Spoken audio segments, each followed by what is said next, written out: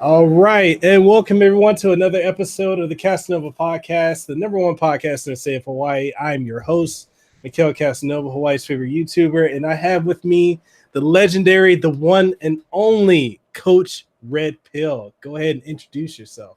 Hi, I'm Coach Red Pill. Thanks for having me on, Mekel. It's a real pleasure.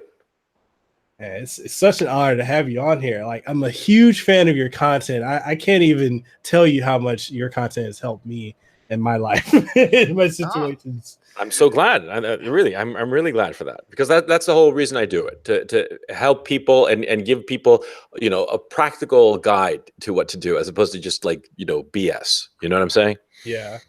Yeah.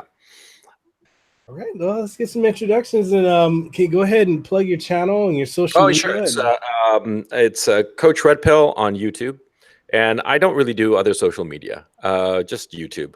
And Coach Red Pill is my channel. It's also on BitChute.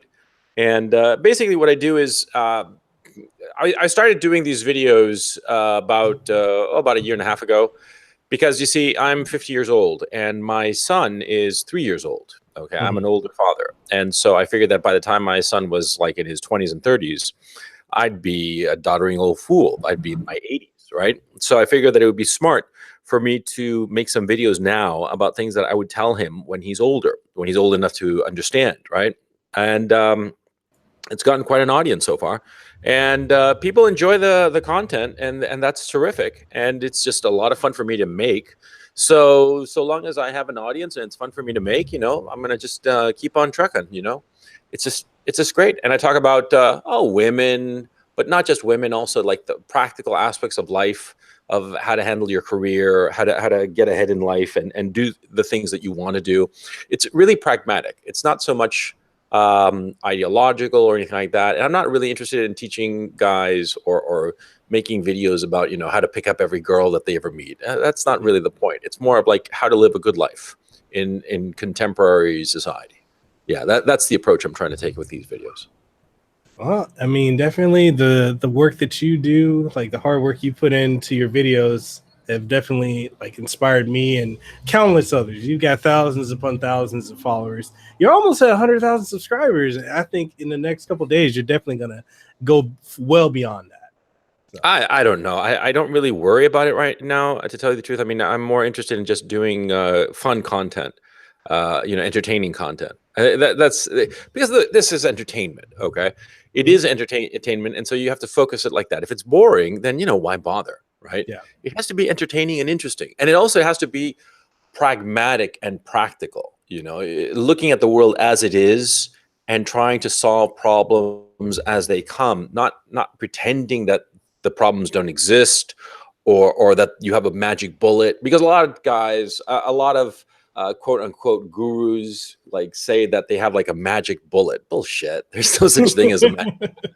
I mean, no such thing. Every problem, you're just ameliorating some of the more negative effects, and trying to highlight a little bit the more positive effects or positive approaches. But there is simply no way to solve a problem with like some magic bullet and it'll be gone forever. No, it doesn't work that way. You just have to negotiate with life. Yeah, that's my thinking. Definitely. You definitely do. So, I know we touched on it briefly when we were doing the introductions, but I really want to, dive a little bit more into like what has motivated you fully to like start speaking not only on issues on the social level, because I've seen a lot of your content you've talked on economics, social issues, but also, speaking out to men and educating them as well as women as well. Well, it's that there's so much bullshit going around, right? So much of it is ideological, or what people would want things to be, as opposed to how they actually are. For example, to give a really specific example, women are taught that they should have like careers, right? They should go to college and get a career, but they're not told why that would make them a happy woman. And point of fact, most women who do pursue such a life are really very unhappy. There are relatively few women who spend all their time pursuing a career and find happiness and fulfillment. The vast majority of women, 90% of women, find much more satisfaction and fulfillment being a mother. And that's a fact. But people don't see that this is propaganda that's being pushed on women. And they don't see that the propaganda has economic, financial reasons for it. Because see, a woman, especially in our modern economy, where so much of the work is brain power work as opposed to muscle work, right? Um, a woman is just as smart as any man, and so if she decides that instead of being a mother, she's going to be a lawyer, that means there's one more lawyer on the marketplace, right? So Right. that means the cost of lawyers goes down. Supply and demand, baby, right? Yeah. If there's more of a supply of something, the price of that something is going to go down. If there are more women who want to be doctors and lawyers and whatever, then the cost of labor of those professions is going to go down. That's why, for instance, Silicon Valley is so hell bent for leather on getting women into STEM fields, because they want more women in STEM fields so that the cost of those workers goes down. And so you have to see it in a more sophisticated view, not just see it as some sort of political thing that, we want equality and blah, blah. But the problem, of course, is that for most women, like I said, the vast majority of women, they are very unhappy pursuing a career. They would find much more happiness and fulfillment being a mother. And that's a fact. And it's a fact because, see, at the end of the day, a career is not going to give you a hug and a kiss, right? Yeah. A career, unlike a little 4-year-old, is not going to, say, I love you, mommy, and I miss you, mommy, right? Yeah. A career won't give a shit about you, quite frankly.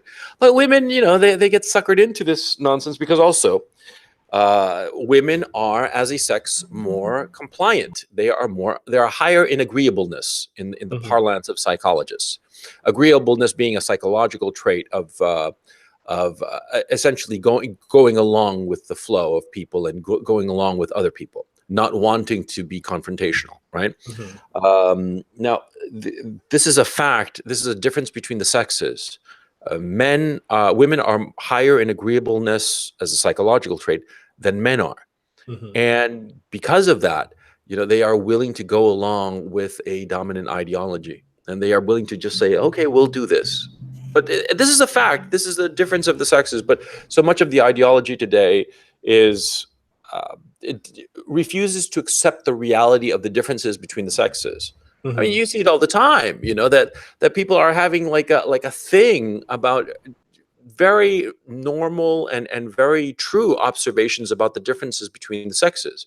See, it's not controversial. It's obviously demonstrably true that the average of women is that they are shorter, for example, than men, that they weigh less than men. This is true. Nobody's making this up. Nobody's like, this isn't like a sexist cabal trying to push a false fact. This is true. And yet there are so many people who try to deny the reality of biology. They want to deny the reality of biology so that they can treat people, men and women, as identical, interchangeable units.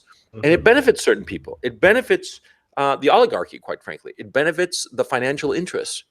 And so they help along feminists and these crazy people who claim that there's no difference between men and women, because it is to the advantage of the money people to convince everybody of this.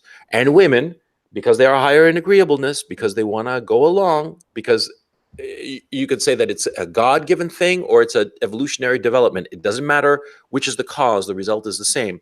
Women are higher in agreeableness. They want to get along with the in-group, and they want to belong to the in-group.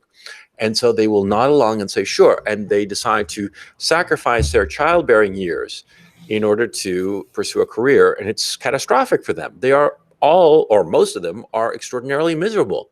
They would much prefer to be a mother at home, taking care of the home, a housewife. They'd much prefer that. They would be happier, but they've been convinced otherwise. And so this is a long-winded way of saying my videos try to show how things actually are, not how we wish they were, and try to, from the reality of life, try to find a way to leading a good life. You see what I'm saying? Yeah. Yeah, because that was going to actually lead me into my next question. If you saying, you've said before that feminism is basically a massive shit test that will, the West is failing, and given it how correspondents of Islam, these same feminists will not utter a negative peep. They will go to their death knell to defend Islam. So you Yeah, mind diving into this? sure. Yeah, well, like you said, I think that those were the title of the videos I made. Feminism is a massive shit test. What's a shit test? It's a compliance test. See, women, they have to figure out if a guy that they're with is worth their time. Hmm. And so a shit test, what's commonly, colloquially called a shit test, is basically when a woman says something verbally that will be a way to, pierce the facade of the guy and figure out if the guy is worth her time or not. Okay. Hmm. Worth her time in what sense? Whether he goes for the shit test, if he's insecure. Because see, a shit test is essentially trying to determine whether a man is insecure or not, Hmm. because a successful man is secure, is confident. Successful man, what happens is that success makes a man feel in control of his environment, and that sense of being in control of his environment translates into more success. Okay. Hmm. And a woman wants to be with a successful man because, of course, of hypergamy. And what is hypergamy? Hypergamy is the principle by which every woman wants to mate with a higher status man than she is. Why? In order to provide more protection for her children. Okay. So, in order to fulfill hypergamy, which is just an evolutionary diktat, okay, it's nothing you can fight against. Okay. Hmm. What do women do? They test to see if a man is truly confident, if he's truly successful. And some of these shit tests they're not even shit tests verbally, because most guys are sort of like locked into this notion that a shit test is a verbal thing. No, it can be like your clothes, the car you're driving. If a guy is driving an expensive car and he's dressed well, it doesn't mean formally dressed, but like expensively dressed, Hmm. well, to a woman, that automatically signals that the guy is more well off. You see a lot of these, kids, like I see them all the time in hip hop videos, right? All these hip hoppers, right? They dress like I personally think atrociously, in like these weird clothes and reverse baseball caps and all the rest of it. But you Yeah. can tell that they spend a great deal of money on these clothes that I personally do not care for. I'm a Brooks Brothers, kind of Hmm. guy. I'm a Brooks Brothers button-down shirt, sports jacket kind of guy, right? Yeah. And yeah, because I'm a middle-aged fart. But the thing is, see, I see those clothes on those videos, and I can tell, sure, those are very expensive clothes. And so, what does those very expensive clothes, those very expensive sneakers that are pristine white, what do they signal to a woman? That the guy's well off, that the guy, he's making good money. However he's making it, that's not the point, because a woman doesn't care how you make your money. She just cares that you have money. Hmm. And why does she care that you have money? Well, because her natural instincts, she wants to be with a guy who can take care of her kids. That's the whole point of it. Okay. Hmm. That's the whole reason. Guys, why do we look at women? What she look like? We don't really care about her personality. We'll adapt to her personality. We just care that she's Hmm. hot. Why? Because, see, we are a visual species, because we look at a beautiful woman. A beautiful woman has historically been a healthy woman. A beautiful woman means good genes. And that's why we want to get with a beautiful woman. This is evolution. Okay. I mean, it's not complicated, right? And so you've got like these guys, these hip hop artists, and they're wearing very expensive clothes, right? Well, what does it mean to wear very expensive clothes? It's a compliance test for women. Women look at a guy dressed like that, and they say, "Oh, this guy's got money." Okay. And they Hmm. won't shit talk him as much as they would a guy who's got crappy clothes. Okay. And the thing is also, women, of course, can always tell if a guy has expensive clothes regardless of the style. Okay.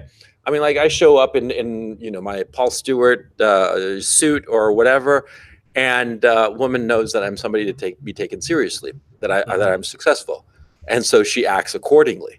If I had a crappy rundown suit, she wouldn't pay attention to me, or she'd give me all kinds of shit tests. So you see what's going on here. This is the way of the sexes. Women are always going to be testing a guy to see if he's up to task.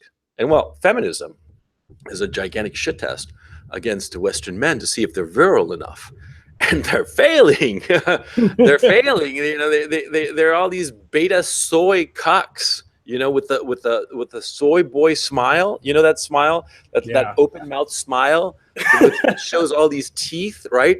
And to tell you the truth, whenever I see that disgusting smile, I think of, if you want me to be really vulgar, at the climax of most porno movies, you've got the porn actress on her knees with her mouth open and looking up gleefully, right?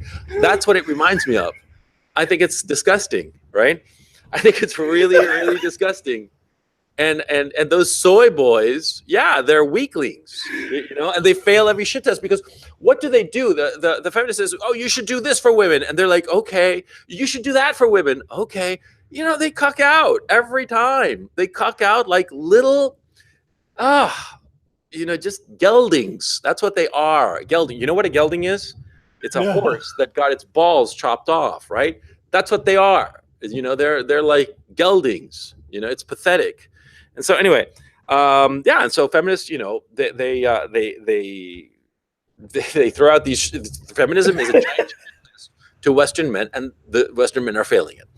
And the Muslim men, well, they're succeeding because they think, shut up, get in the kitchen, make me dinner, bitch, you know, and that's that, you know.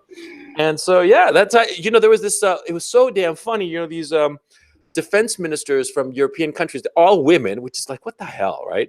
All these women, right, went to some Islamic country, and they were all wearing veils. These were the defense ministers of some of the European countries, and they were all wearing veils and like all meek and passive, you know. How the hell do you think that Middle Easterners can respect Europeans if their defense ministers act like that towards them? Oh, come on.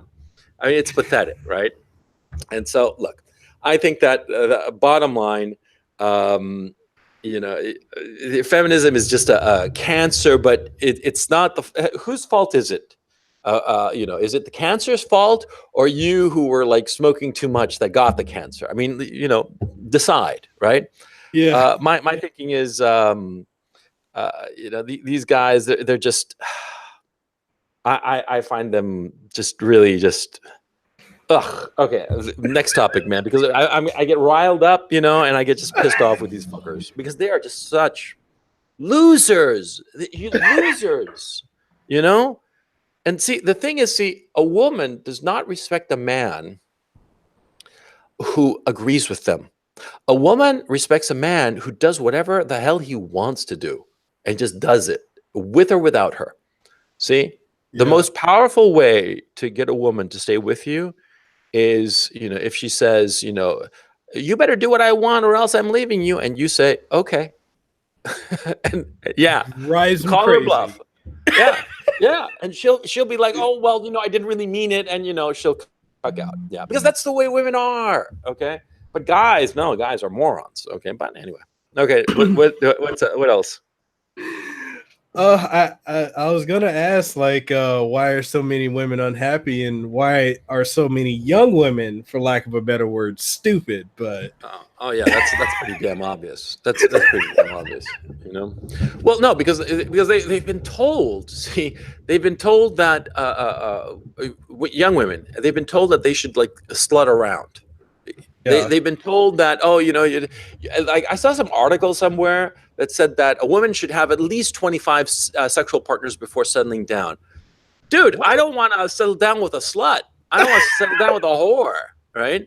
And I'll tell you right now, I frankly, I don't cotton to being with women who've had other sexual partners.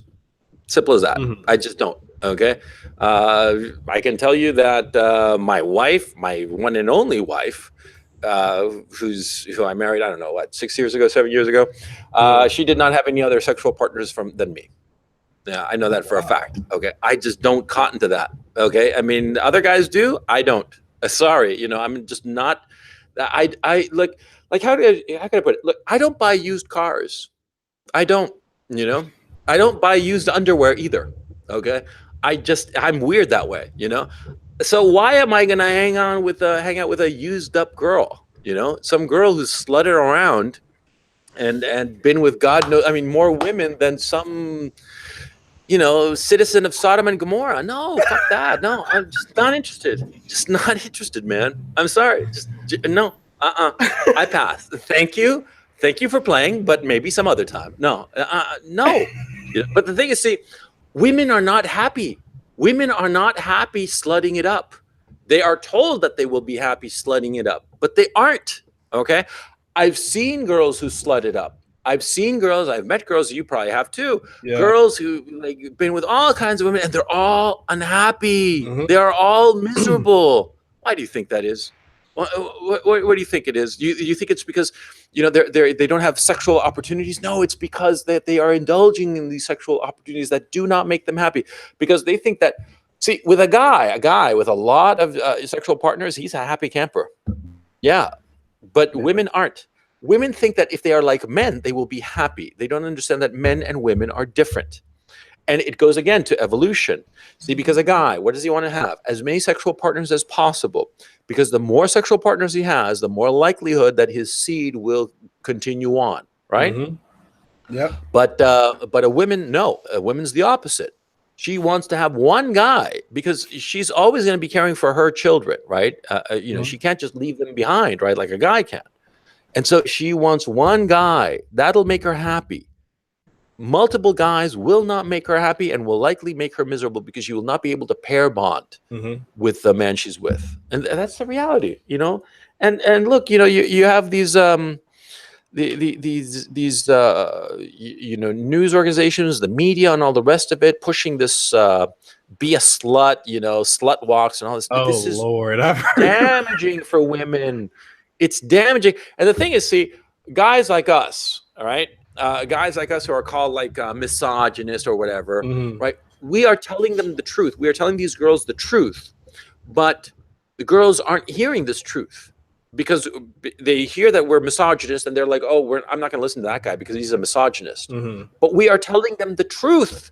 We are telling them the truth that will make them happier, make them more fulfilled in their lives.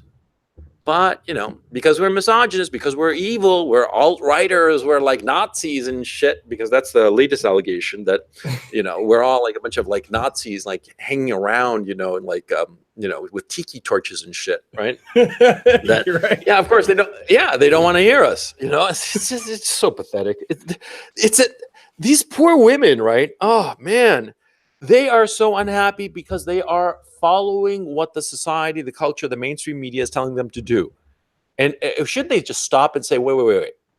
If I'm doing what the mainstream is saying I should do, and I'm so unhappy, maybe I should do the opposite. Maybe I shouldn't slut it up.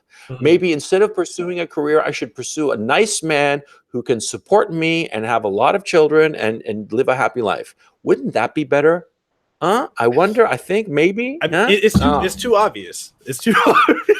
I guess so, man. There's some kind of stupid. I'll tell you that. I mean, there's these women. And happiness is right there for them. Yeah, but they don't get it. They don't want to get it. I guess. I don't know. And it makes me wonder, like, is this millennial generation of women, since they're so lost, is it just due to like the indoctrination of the social media and our digital age? It seems like so many are just completely miserable, and they say that they want certain things from men, but when they get that, they automatically don't want it and they reject the men. And it just seems like they're ruining so many good men. Yeah. Well, it's both are at fault. Okay, but for different reasons. Because first of all, guys have been told that they should be nice guys. Okay, yeah. And if they're nice guys, they'll get a girl. Okay, like by magic or some shit like that. No, that's not true. Especially no nice those of us that were raised by single mothers. Unfortunately, yes. You're taught to be a nice guy. If you're a nice guy, you're never going to get anywhere. Okay. Yeah. It's as simple as that. You are never going to get anywhere in life. You're not going to get the hot women. You're not going to get the good job. You're not going to get the $1 million. No, nice guys finish last. That's a fact. It's not like something I'm like. No, it's true. And assholes like me laugh at nice guys. Okay, because they have good impulses. They have good impulses. They're decent and moral men. They're more decent and moral than me. I'm not doubting that. But see, I'm gonna be fucking hot women. You're not. It's if you're a nice guy, you're not going to get anywhere, because see, life is, we would wish that if you were a good man, you would get all the rewards imaginable. We wish it were so, but it's simply not the case. See, life is a struggle for dominance, a struggle against your environment, whatsoever that environment may be. It could be the natural environment, it could be the social environment, but it is a struggle. And so what you have to do is you have to struggle against that environment. You have to fight against it. See, there's some guy who's talking to the hot women that you like. What do? Well, when he goes to the bathroom, you go and kick him in the shins until, he's got broken shins and can't go back to the hot women. And then you go to the hot women, talk to her. You know what I'm saying? Yeah. I mean, there's that guy, at work who is, fighting you for that job. And maybe you're a better worker. Yeah, but he's better plugged in. He's playing the political game better. So what do? Act like a little bitch and say like, oh, I'm a better worker, but he knows how to suck up to the bosses better than me. And so he got the promotion. What's that? That's just pussy, right? Yeah. You just have to go and suck up better or do whatever it takes to win. But you can't be like, how can I put this?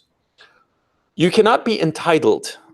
See, the feminists, the lefties, they're kind of right on this whole issue of entitlement. But it's the entitlement of people who think that guys, especially who think that they're just nice guys. And therefore, because they're nice guys, they are entitled to shit. Okay? I'm a nice guy, so I'm entitled to a hot woman and a great job. No, you're not. You know who's entitled to the hot women and the great job? The guy who fucks over anybody who gets in his way. That's the guy who's entitled to it because he earned it. He fought other people to get what he wanted. It wasn't that he was simply the best, quote unquote. Best doesn't mean shit, unfortunately. I mean, I wish it weren't the case. Sincerely, I'm not saying that just to say it. I wish it were the case that the best man would win. Then it would be a lot easier. Life would be a lot easier now, wouldn't it? Yeah. But that's just not the case.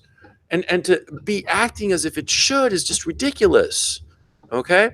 You can't have that mentality because it's just it's naive. And it's a naive mentality that it's all good and fine for children, but not for grown men. See, because naivete can kill you. Okay. Yeah, that's my thinking on that. I just gotta say, I love the fact that you keep it purely 100. Like, just, I love how real you are. There's so many guys I run into, they're just so full of shit. Just to be able to talk to another man that just keeps it real. Like, oh man.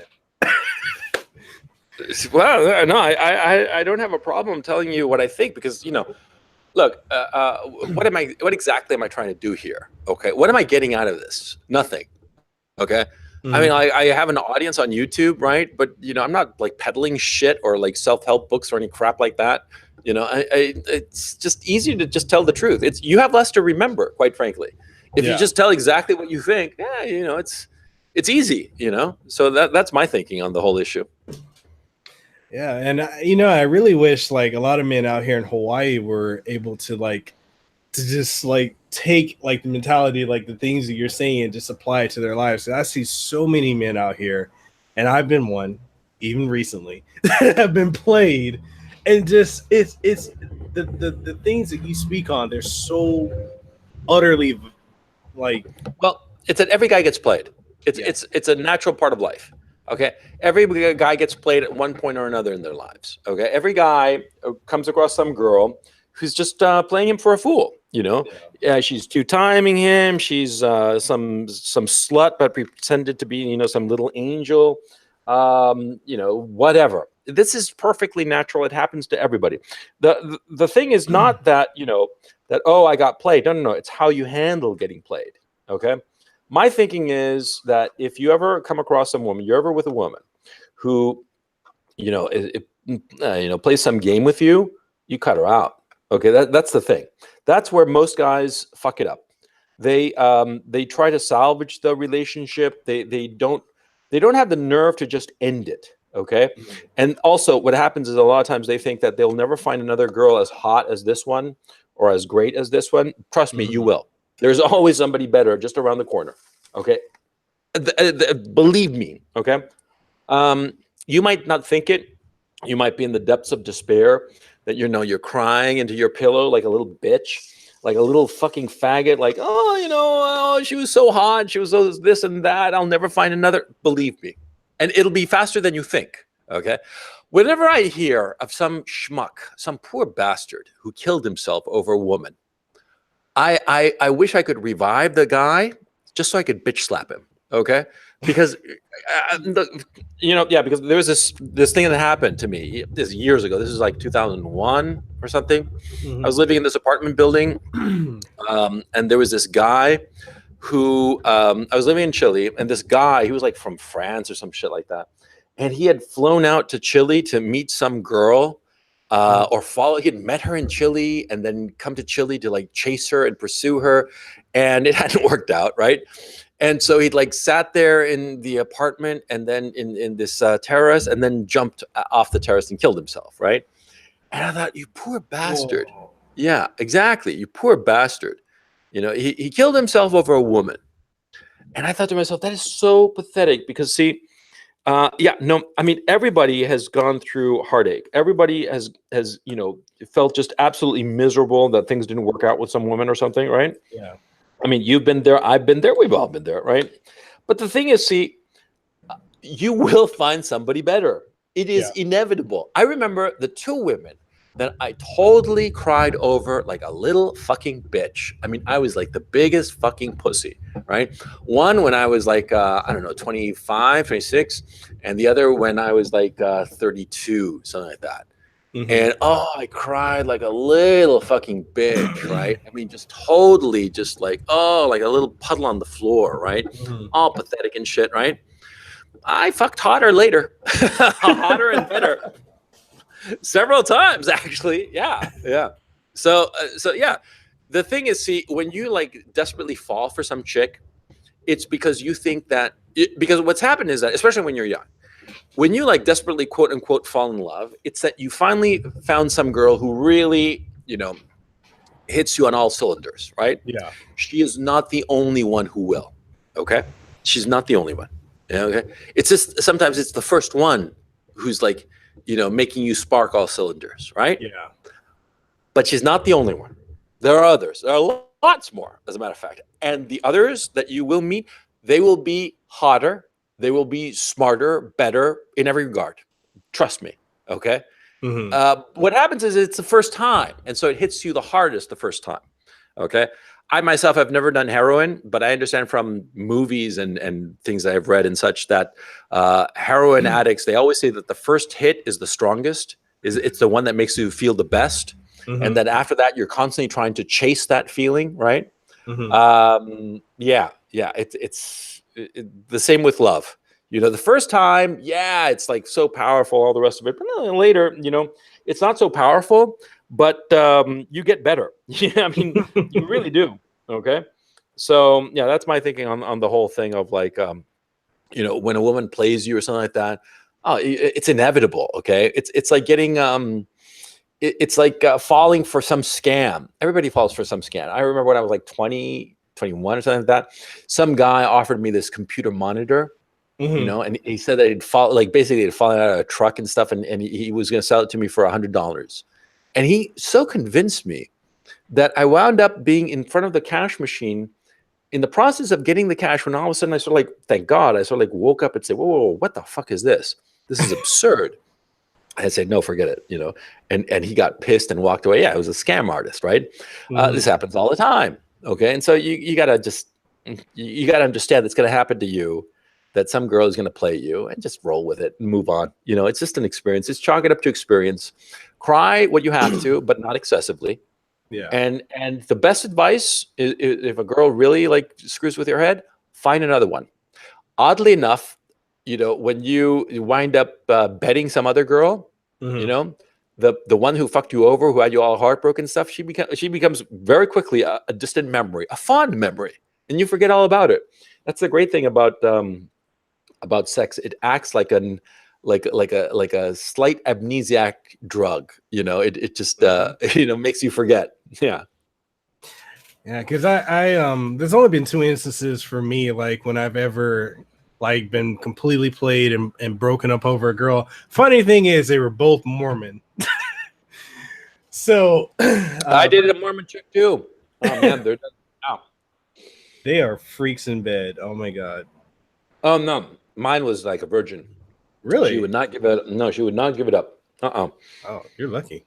Yeah, I think that's the difference. See, I heard that the Mormon girls who, sort of like sleep around, and they like all bets are off. They're like been so repressed that they sort of like explode. But the Mormon girl I was dating was an actual Mormon. She wanted me to convert. I was like, screw that. But no, but she was hot. She was smoking hot. Yeah. Oh, so tell me about it. What happened? Okay, so like the first one was when I was about 22 and I was dating her. I was 22, she was 18. She was smoking hot. Like typically women out here in Hawaii, there's a lot of fine women that have beach bodies and everything like that, but then you've also got the land whales too. And so typically if you see the fine ones that have the beach bodies, they're all pretty much taken up by the stupid local guys. Not all local guys are stupid. I'm local, but a lot of them are stupid, middle school dropouts. But yeah, so I got with her. She was actually from Seattle, Washington. She was super hot, beautiful face, beautiful body. I'm actually still friends with her now. She's married. You cannot be friends with a girl. This is true. I'm learning this. This is so true. This is so true. But anyway, what happened?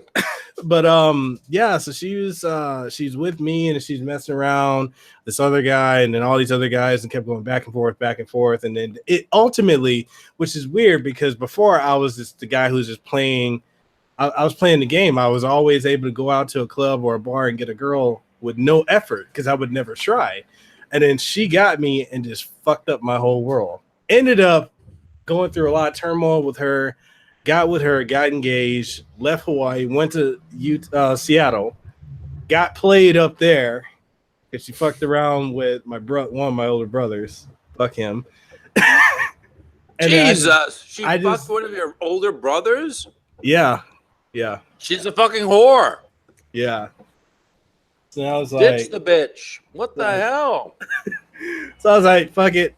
I'd left, came back here, and so then the most recent one was this other chick that I was talking to, semi sort of quasi dating, I guess you could say, and she's a YouTuber too. I'm not gonna drop her name, but she's been on this podcast. Let's say that.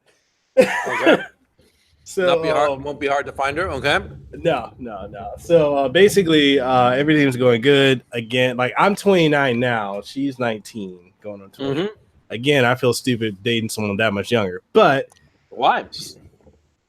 My wife's 23 years younger than me. Good point. No, man, I don't understand the whole notion of like, I have to date somebody close to my age. Fuck that. I don't want to date somebody close to my age. No, they're used up gas bags. I want to date somebody hot. I'm gonna fuck some girl. I'm gonna fuck a 20-year-old. What's the point of fucking some 30-something? No, I don't get that at all. Okay, again, do you buy a used car? No, you buy a new car, right? Yeah. New car smell, the seat, it'll get the imprint of your ass and not somebody else's ass. I mean, like, what the fuck, right? Yeah. I don't understand this. Okay, so continue, So, basically we went from talking for a couple months to interviewed her on my podcast, then started exchanging numbers, and then went from numbers to pictures to phone talks to text me every morning, all kinds of stuff to ultimately get me to be open to flying up to Utah to see her, which I did. I went there about a week and a half ago. Everything was all good, and then ultimately on Sunday when I was supposed to go to church with her because she's Mormon, she wigged out on me after having me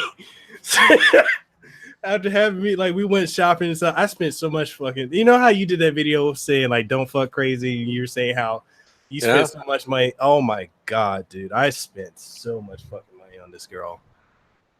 So she flipped out on me, ditched me. I was in the middle of nowhere in Provo, Utah. I was not in walking distance anywhere. So you were on foot in the middle of fucking Provo? Yes. Oh man. So she just ditched me. I'm over here like, wow, you got dresses, you got a computer, you got good shit out of me. Then you ditched me. And then and thankfully some Mormons I knew out here, their parents actually picked me up and took me to the airport, took me to breakfast the following Monday. Oh God, But man. she just straight dished me. Then to make it even worse, she's been putting up YouTube videos and posts on Instagram in fucking dresses that I you bought paid her for. using the fucking editing videos and shit on a computer I got her. And Okay. Here's the obvious, right? Whose fault was this? this is my fault. This is all my fault. Yeah. Shit, I didn't start spending money on my wife until we were married. Okay, and married, and we already had a kid. Then that's when I started spending money on her. Come on, you fucking learned the lesson, right? Yeah. You never spend money on a woman. You spend money on shit that you're both gonna do. For instance, okay, you're gonna go on a nice vacation, right? Together, yeah, together. To point out, yeah, then you blow money. Yeah, if we're gonna do something together, not something for her. Okay. Yeah. No, because you're not like a fucking ATM for the woman, right? You're God, I mean, this is fucking obvious. You only spend money on a woman when it's something that you're both going to be doing together, right? And not used together. Okay, not like for instance a car that both of you are going to use, for example. No, it has to be something that you're going to do, like go on a trip or something, or an experience, or a restaurant. Yeah. But if it's just going to be her, then no. Okay. I mean, if it's something trivial, I don't know, like a stick of chewing gum or some shit like that, fine, right? But if it's gonna be like, if it's beyond a couple of $100, you got to figure out what's what. Okay. Yeah. See, I'm not chintzy that way. Like girlfriends sometimes they need cash because they're not making that much money and all the rest of it. Sure, I'll spot them a few hundred for whatever, and I'm aware that I'll never see that money again. They'll say it's a loan or some shit like that. Fine, honey, don't worry about it. I don't have a problem with that. Okay, that I don't have a problem. It's like going and shopping and buying shit for them. Fuck that. Fuck that. I'm just not interested. Okay, no. No, but if they actually need money, because like, look, lots of times you got some girlfriend, she's like 19, 20, okay? And she doesn't have a lot of money and she's got bills to pay and whatever. And she's got some shitty job at, I don't know, Starbucks or wherever the hell, right? And she's going to need like a couple of hundred for rent. Just toss it her way. Big deal, okay? Yeah. But don't buy her shit. Okay, you see the difference? I mean, you're saying to me, like, well, it's the same thing. You're giving money. No, it's different because see, when you're tossing money her way, okay, she's always going to feel like she owes. Okay, but if it's some object, then it's just just a present, right? It's always going to be different. It's the relationship is always going to be different. In her head, it'll be different. Okay, but anyway, so what happened with this? You're still friends with this woman who ditched you? And okay, I hope not. Jesus Christ, because if you did, man, I'd hang up on you right the fuck now, man. Come on. No, and I'm telling you, like you said before, that you were friends with some chick that broke up with you or whatever, or you broke up with her or whatever that happened, right? Yeah. You can never be friends with a woman, ever. You are never friends with a woman, even if you think you are. See, look, there was this girl I was really friends with in college, right? Good friends. We just had a great time together. We chatted about movies, all kinds of stuff. It was just, I thought we were buddies, right? For years, right? And then, like, I'm telling you, man, it must have been like 13 years after we graduated from college together. We'd been friends all through college. We'd been friends like 13 years after, and calling each other up, and the whole thing, just being buddies, right? And then one day she just exploded at me and she said she never wanted to talk to me ever again. And I realized that, she'd had a thing for me this whole time. See, I'd seen her as a friend, she'd had a thing for me the whole fucking time. See, yeah. And it happens the other way too, that a guy is hung up on some girl and the girl doesn't even see it. She just thinks, oh, I got this great friend, this guy who's a friend. And the girl will tell the guy, the schmuck, the beta orbiter, all about her dates with some other guy, with the Chad, right? And the beta orbital will just like smile there and nod along and be the shoulder to cry on and not get fucked ever by this girl that he's crazy about, right? Look, men and women cannot be friends, period. Okay, you just can't. There's always one or the other who wants to fuck. Okay, and the other is blind. It's not that the woman is evil. It's that she doesn't see that the guy is interested in her. Okay, that's the thing you got to understand. And you cannot be friends with a woman. Period. Period. I don't care what her name is. I don't care. If you've talked about it and all this, adult shit. It's just no. It's just not. No. And anybody who claims otherwise is just fooling themselves. Well, you know how it is. Anyway. Yeah. So I did a video talking about my experience being dished up in Utah, how it was cool up until then. And I apparently, so she texts, so I did this on last week, Thursday. She texts me Friday, right? Telling me like, hey, my dad saw the video and I didn't watch it, but I went through the comments and it upsets me that so many people have your back. And, I'm made to be the bad guy and all this. And she's like, well, if we're friends, then I'll accept your gifts. But if we're not, then give me your address and I'll send it back. And I'm like, you already got my address. Well, what the fuck are you send it back? Yeah. Yeah. So yeah, especially the computer. Yeah. That's the expensive one. Because how much did that set you back? Over $1,000. Yeah. I'm just gonna leave that there, just hanging there. Over $1,000. How much was it? Over $1,000. So this woman cost you, like, between the flowers and clothes and computer, she cost you about $2,000, if not more. Yeah. And she left you stranded in the middle of fucking Utah, in the middle of fucking nowhere. And Utah is a desert state, by the way. Yeah. So you could have fucking died. Oh man, that is funny, man. Oh yeah, but I've been there too. But see, I'm smart enough not to tell. Yeah. No, we have all been there. I mean, we've all been there. Oh yeah, man. God damn. I remember like crying like a little fucking bitch. I was 32 years old, man, and I'm in my Land Rover driving away from this chick, crying like a little bitch, man. And like I'm stuck in traffic, and like people on either side of me are sort of like, I can tell that they're sort of like subconsciously ignoring me and not looking my way. You know when you're stuck in traffic, and I had like this big Land Rover, right? And like the Land Rover is a great vehicle because you got great visibility, right? You got these big windows all over. But see, the whole point is, I mean, if you have great visibility going out, everybody outside can see you, right? So I'm sitting in my Land Rover crying. Yep. Like a little fucking faggot, right? And it's stuck in traffic, right? And everybody around me can see me, right? And it's like embarrassing. I'm wiping my face, and they're all pretending like they don't see me, because they feel bad for me. It was so goddamn funny. I mean, now it's funny. At the time, it was just like tragic. It was the end of the world, right? But believe me, you'll find better. You'll find a lot better. No, it happens. God, I remember one time. This was like 2010, 2011, something like that. Oh yeah, so I'm like, I was, oh man, I was just the hottest pussy ever. She was 19.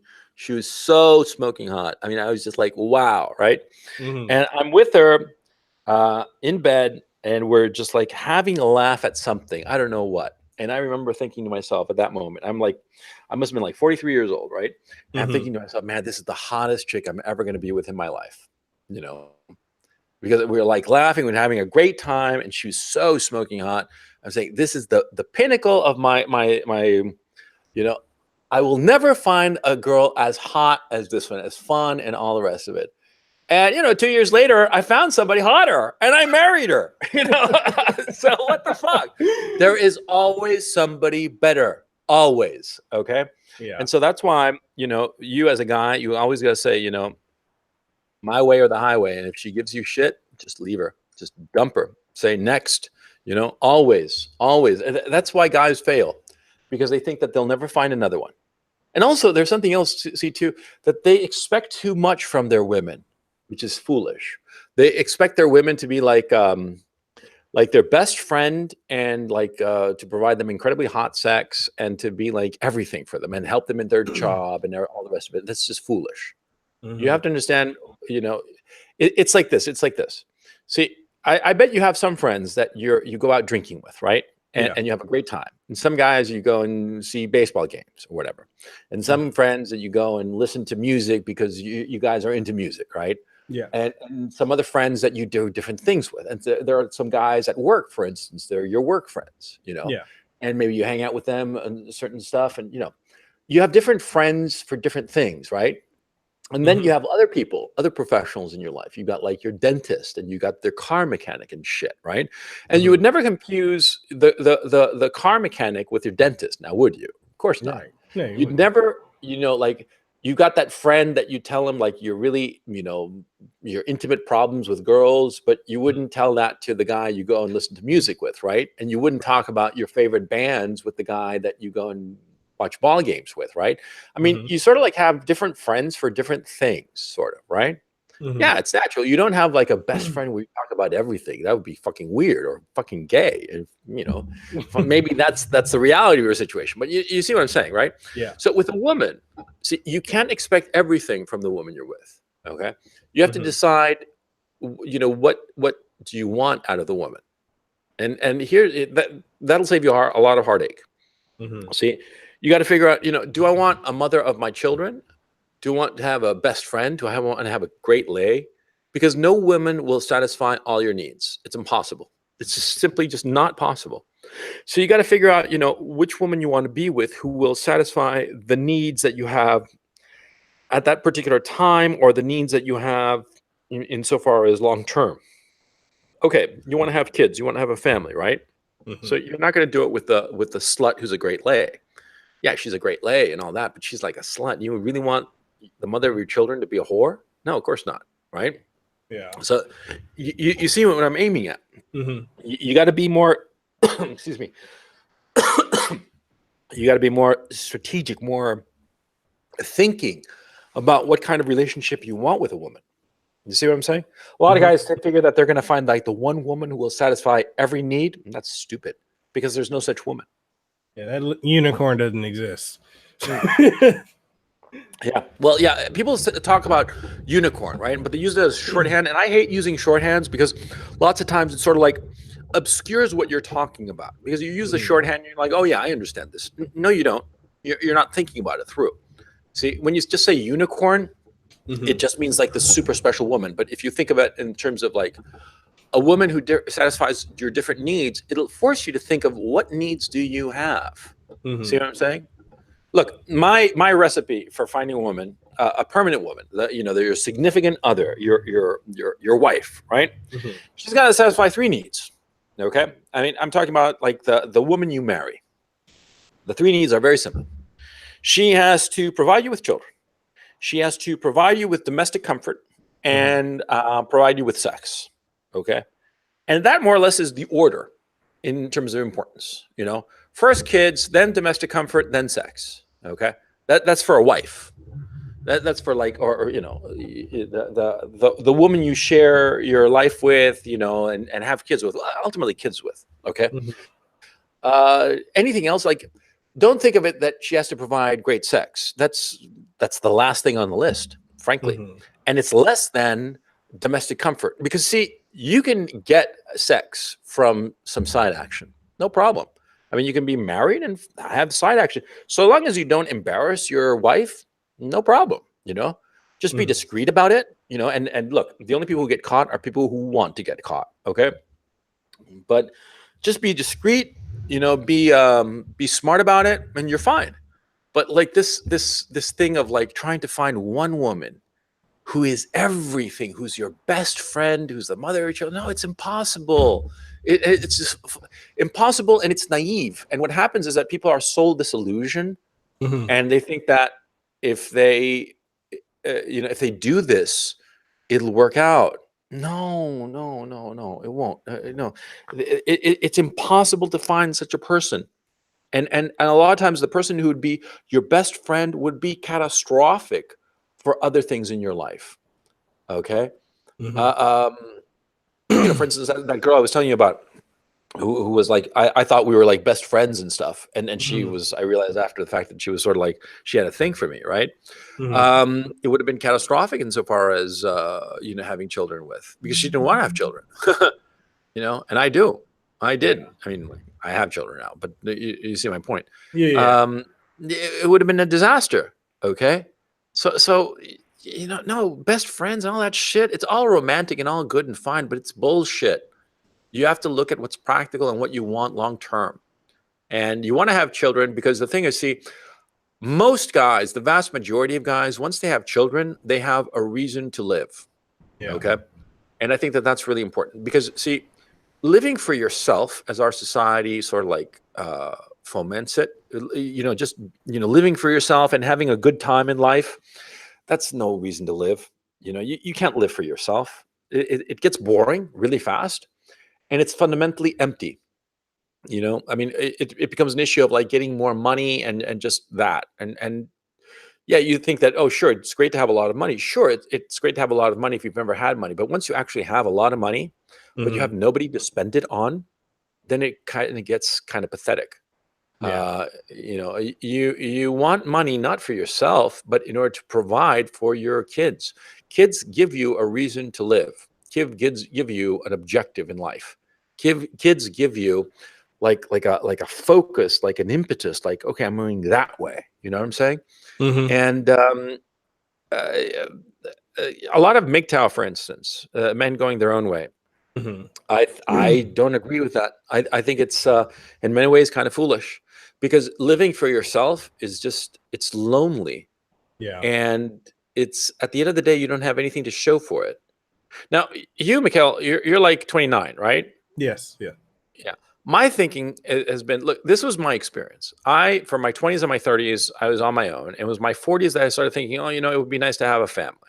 And then as I got into like, I don't know, 43, 44, I was like, yeah, I really do want to have kids and a family. Mhm. And I went and got one. I personally think retrospectively that that was a smart approach. I don't think I was smart in how I did it. I think I sort of like fell into it by accident. Mhm. You see what I'm saying? So I'm not saying, oh, I'm so clever. No, it was more like I accidentally did the right move. I think it's smart to spend your 20s and 30s developing your career, saving money, not buying stuff that's stupid or toys and shit like that, like expensive cars and crap like that, but like saving money and buying property, buying assets that will produce an income. Because Mhm. like, see what's happening is that right now we got social security and shit like that. But like in 20, 30 years, man, that social security is going to be, it's going to be a pittance. Nobody's going to be able to live on that. Yeah. So nobody's going to take care of your retirement. So you better take care of it yourself. And there comes a point where after the age of 50, 55, 60, you just can't get job. You just cannot get employment. So you Mhm. better have enough resources, income producing assets like rental properties, for example, that can support you and a family, right? So you spend your 20s and your 30s building that. And then when you hit your 40s, you know, Mhm. you start thinking seriously about getting a woman and getting a family. And you don't go with like a 30 something or some single mother or some shit like that. No, you go for a, factory fresh girl. Yeah. And if you can't find them where you are, you go someplace where you can. It was pure chance that I was like living in France, Mhm. and I went to visit some friends of mine who were living in Germany, and I met my wife. Okay, or the woman who would become my wife. Okay, that was Mhm. just pure happenstance, right? But see, in the United States, there are a lot of girls. I mean, most girls are so slutty and stuff like that. It's kind of pathetic. Go to Eastern Europe if you want a woman.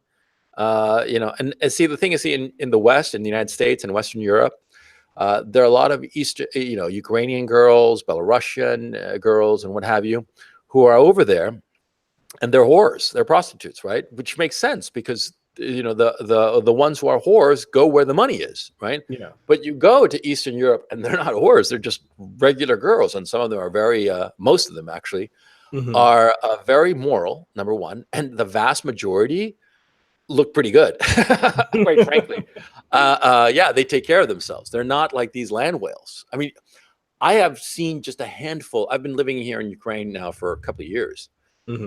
Well, no, that's not true. I've been living here since February. Last year, I was living in London, but I spent a lot of time in Ukraine. But that's another story.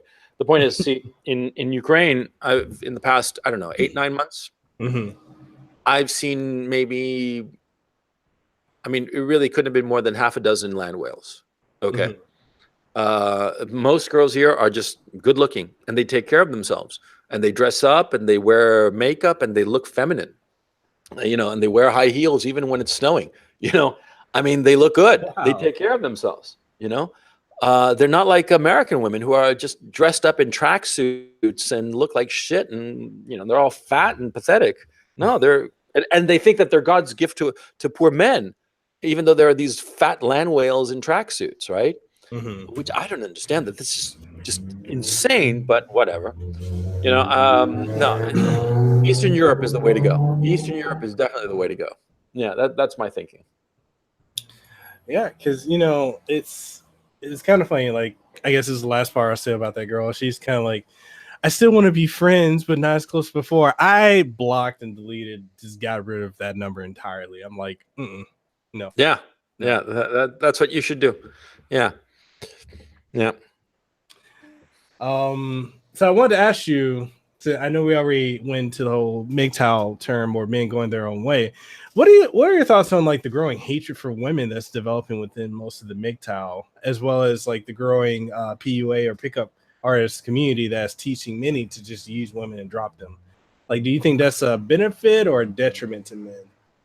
Well, I think that it's an inevitable outgrowth of feminism, because feminism has been very aggressive in belittling men and mocking them and just being shits to men. So that kind of reaction was inevitable. Now, Mm-hmm. the pickup artist community, let me explain the pickup artist community. Okay. See, I'm like I said, I'm 50, and I wasn't very good with girls when I was a teenager in high school and shit. I was pretty shitty at them, to tell you the truth. Mm-hmm. And then when I was like 19, 18, 19, something like that, I discovered how to get girls, and it was to be funny. Okay. And I learned Mm-hmm. to be funny with girls, not like telling jokes, although I went through a period of doing that. And it was a disaster, but that's just trial and error kind of period, but just like subtly mocking them and, Mm-hmm. and just making a little bit of fun of them. Okay. And then I got really good with girls. Okay. I got really good with girls, and I was sexually successful, probably because I got really good at girls, because since I wasn't a natural at it, I had to work at it. And Mm-hmm. whenever I try something, I'd sort of like study it and say, well, did this work? Did that work? Okay. And so years later, I mean, this must have been like, I don't know, 2010, 2012, something like that. Mm-hmm. I came across Neil Strauss's book, The Game, Mm-hmm. and started reading about pickup artist community. And I started reading shit, and I was like reading one thing I remember very clearly, and I was saying, holy shit, I do this. It was the thing about negging. I didn't call it negging. I called it good puppy.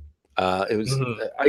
it was like whenever some girl would say something, I'd say something back at her, like, good puppy, like sort of like a mix of condescension and affection, and Yeah. that would drive them nuts. And the pickup artist community would call it negging, right? Mm-hmm. I think that my description was better, because when you do the good puppy, because Mm-hmm. negging is just like putting them down, but good puppy is condescension and affection. Yeah, because how do you speak to when you say good puppy to a little dog?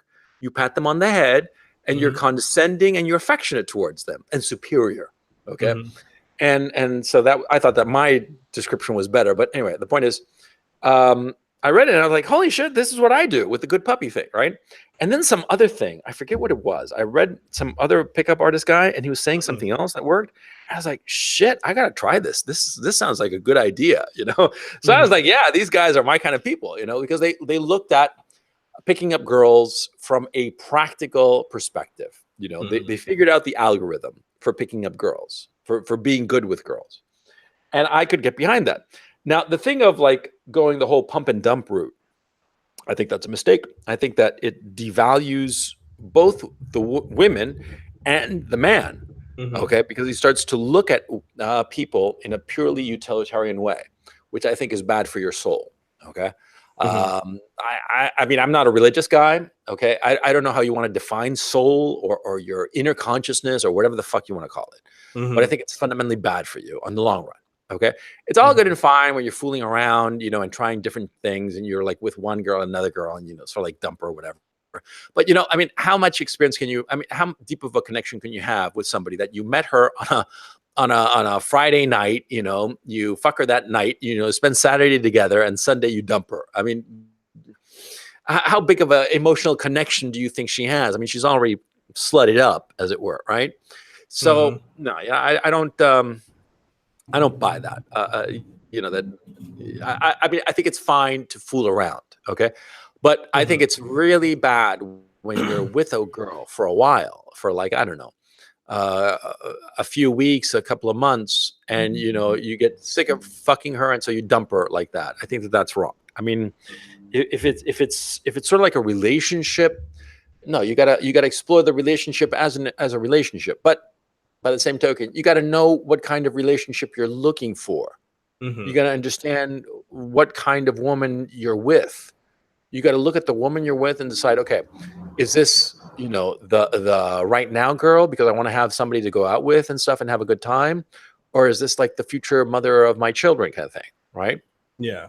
You got to figure out that out and be honest with yourself about it, okay? But anyway, going back to the whole pump and dump thing, I think a lot of pickup artists, they seem very resentful towards women, and I personally, it's that I'm not resentful towards women because I understand where they're coming from. Okay, Mhm. I understand what they want. I don't resent them for being hypergamous. Yeah, hypergamous. How do you pronounce that? Right? I don't have a problem with that because I understand it's their imperative. It's Mhm. either intelligent design or evolution, whatever it is, it drives them towards getting the best male and trying to hold on to the best male that they think that they can find in order to procreate with him. It's Mhm. perfectly fine. I don't have a problem with that. Okay. Um, so I'm not resentful towards women, but it seems that like a lot of pickup artists are, and a lot of incels are. I think Mhm. a lot of incels are overly idealistic, and they refuse to look at the world as it actually is, Mhm. and they get sort of like locked into this idealization of how the world should be, and they are angry with women that the world is not that way, and they focus on women because women is getting women and having sex is like such a driving force to human beings, right? And so Mhm. they naturally fall on the object that they cannot possess but which they want, which not only they can't possess it, but the fact that they can't possess it sort of like shows up that they are not playing the game properly, that they are idealizing the world. You see what I'm saying? Mhm. Like they focus on a woman uh, because the woman becomes, and women plural, becomes the focus of all their resentment that the world is not the ideal place that they had imagined as children. Mhm. You see what I'm saying? Mhm. And so the women as a sex, as a category, becomes sort of like a whipping boy for the incels, because they're like all these fucking bitches. It's all because of these bitches that the world sucks and all the rest of it. And it has nothing to do with that. It has to do with the fact that they are resentful that they have gotten the wool pulled over their eyes for so long, and they finally realize what life is really like, and they're resentful. Uh, and I think it has to do with a lot of the parenting that is the helicopter parenting that gave these kids uh, an unnatural, an unrealistic view of reality. The Mhm. helicopter parents protected them, overprotected them so much to such an extent that when the kids finally realized the truth of how the world really works, they couldn't quite handle it. You see what I'm saying? Mhm. That's my thinking. Yeah. I love the way you think. You break it down to science. I love that. Absolutely. No. And speaking like when you in your video, what's an incel? You spoke often about the deregulation of the sexual marketplace, Yeah. which you started around the '70s and onward, and how it's made it to a point now where the top 20% of men get all the women, and the remaining below 50% of men these days, they just don't know how to appeal to women, and how society has played, a Yep. part in this overall. So Yep. given that we are in a free for all, what do you think is a potential solution to this rampant problem? Go back to the bad old days. That's the way it should be. Hmm. You should. The first thing you have to do is start to foment among women, girls, that they should hold on to their virginity and lose their virginity to the highest status male, because that's perfectly acceptable. That girls want to hold on to their virginity and lose it to the higher status male, and marry the highest status male that they can possibly get. And at the same time, for men, among women, that the highest status male is not the cool guy. Mm-hmm. He's the guy who's got, the most resources. I mean, because we can't go back to the good old days where young girls would get with, like the good boys. Okay, Mm-hmm. because see, a young man who's like a good boy, a guy. Oh, think of a small town, and like in a small town, there was this attractive young girl. There are a bunch of them. High school girls, right? Mm-hmm. And all these girls in this town, they were checking out all the boys, right? But the mothers, the parents, they'd see all the boys and they'd say, well, this boy, Johnny over here, Mm-hmm. he's going to go to a good college, and he's a smart boy, and his parents own a farm or something like that, and so he's going to have a successful life. So they tell their little daughter Janie or whatever, they Mm-hmm. tell her, look, you should pay attention to Johnny, because Johnny, yeah, he's not cool or anything, but he's going to be successful. He's going to be a successful guy. He's going to be a successful guy. He's going to go to college. His parents own a farm. So what's he going to do? He's going to build that farm, make more money, and provide very well for you and the kids, right? Mm-hmm. That was the sexual market regulation of before, where there were a lot of people influencing the sexual participants. Like Mm-hmm. at Johnny's home, for instance, Johnny, met some girl from the wrong side of the tracks or whatever and was fucking her night and day because she was fun to fuck, right? Mm-hmm. But his parents were telling her, always wear, or his dad or somebody was telling him, always wear a condom, because that girl who's fun to fuck from the wrong side of the tracks, she's not the right girl. She's not the right kind of girl for you. And he'd know that. Okay, he'd get this messaging that you don't marry a slut, you fuck her, but you don't marry her. Mm-hmm. Okay. And the girl would be getting the message, a very strong message, that you don't marry the cool guy. You marry the guy who can provide you. You provide you with, home and all the rest of it, and the money to raise kids, right? Mm-hmm. That was a sexual market regulation. Now that's gone out the window. And so because it's gone out the window, we can't go back, because turning back the clock is impossible. So what you've got to do is you've got to find something, a new system. And the new system, I would venture to argue, is to start, fomenting the notion of two notions. Mm-hmm. That girls should save their virginity to marry the guy, should save their virginity until they're married, number one. And number two, that they should go for the guy with the most resources, no matter what. The guy with the most resources matters more than the guy who's cool or whatever. Okay? Mm-hmm. Now, if you emphasize those facts, what would happen is that all the guys would start trying to get more resources, okay? And so it would direct the guys towards more productive outcomes than what they are now. Because now what happens is that guys realize that they just have to be cool and talk a good game, and they can get a girl into bed, right? And they can get any girl into bed, because all the girls they're told that it's perfectly fine to be a slut. And so, guys get with hottest girls that they want. The top 20% get all the girls. Mm-hmm. The top 50%, the from percentile 80 to 50, they get some girls. We know whatever scraps are on the table, right? And the bottom 50 get nothing. Mm-hmm. Okay. But if you were to create a situation where the girls are strongly encouraged to, number one, hold on to their virginity, and number two, hold out to essentially sell off their virginity to the highest bidder, Mm-hmm. you'd get a lot of guys who'd start working night and day to get lots of money to get that virgin pussy. I'll tell you, that's how it would work. Okay. And I think that it would actually work in this kind of materialistic environment that we're currently living in, Mm-hmm. which I think is really despicable. It's really ugly. But look, you got to work with what you got, right? Yeah. But look, for a guy today, don't marry a girl who's got multiple sexual partners, period. Just don't. Okay. Or let me phrase it. Don't have your children with a girl who's had multiple sexual partners. Just do not, hold out for a virgin. And if you figure that you're never going to find a virgin where you are, well, then change your environment, natural selection tells you two things, adapt or die, or, well, as I said, a video called Adapt or Suffer. Yep. You got to move. If you figure that where you are, you're not going to find the kind of girl you want to have kids with, then go to a place where you'll find them. Okay. Eastern Europe is a great place. Eastern European girls are great. But this whole notion of like, sitting around and bemoaning and wailing like a lot of incels do, a lot of mgtows do, I think that's just a waste of time.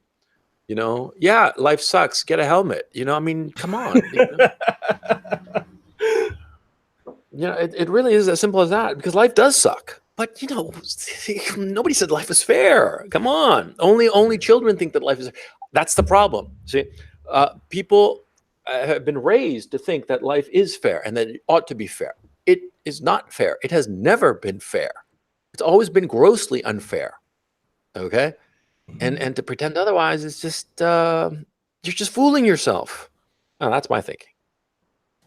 Yeah, and I wanted to ask you, since so many men, are falling victim to being a cuck, and oddly enough, even more so to cuckolds. I think I'm saying that correctly, cuckolds. I don't understand that, but yeah, I see what you're saying from. As well as beta orbiters. Why is this becoming such a norm in our society, especially with men, and I'm guilty of it, who spend money on women, thinking that money is how to get the girl, when for all intents and purposes it's not. Like, what is this pervading obsession? Like, I don't understand it.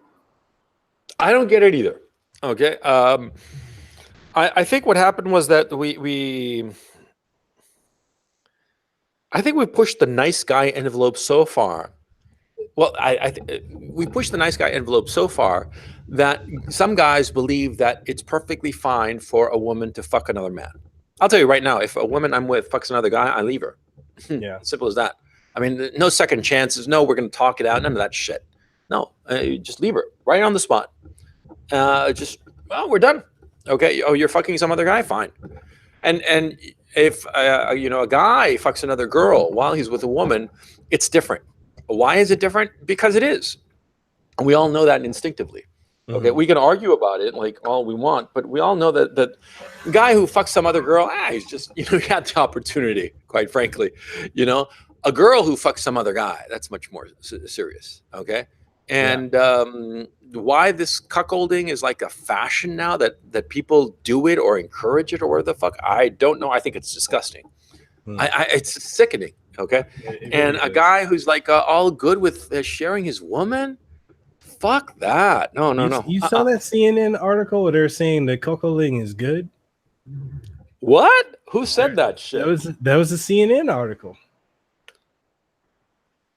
Oh, fuck that. I didn't hear that. No, those fuckers are high. No fucking way. No, it's not. It's not. It's just like it's not right for a girl to have 25 partners, before she settles down. No, it's wrong. Okay. It's totally wrong. A girl who has like multiple partners like that, she's fucked in the head. No, I want nothing to do with such a woman. No, totally wrong. Totally no, negative. Just no. No. I mean, nobody's going to convince me otherwise. Nobody's going to tell me, oh, this is no. Sorry, I'm just not. As you can tell, my inarticulateness on this matter pretty much sums up my position. Oh man! So I also have to ask you. So why is the rise of SJWs, doxing, and other levels of leftist insanity becoming so rampant and widespread? I beg your pardon. You dropped out a second. Oh, so I was asking, why is the rise of SJWs, doxing, and other levels of leftist insanity becoming so rampant and widespread? Because they can't win the argument. Simple as that. Okay. They can't win on the facts. They can't win on the facts, and they can't win on the arguments. Okay. So, look, you tell me that, for example, I say the sky is green, and you're like, no, man, the sky is blue. Look out the window. And I'm like, no, fuck that. The sky is green, and you're like, no, it's blue because oxygen and nitrogen refract blue when the sunshine goes through it. And so you have facts on your side, right? You have empirical evidence and theoretical evidence on your side. So what do I say? Oh, Mekel, you're a poopy head, and I'm going to tell people where you live so that they'll go and throw poop at you because you're a poopy head. You see what I'm saying? Yeah. It's the ultimate reply to somebody who's defeating you. in an argument. Okay, see, because the SJWs really recognize fundamentally that what they're saying is inconsistent and illogical. It's internally inconsistent.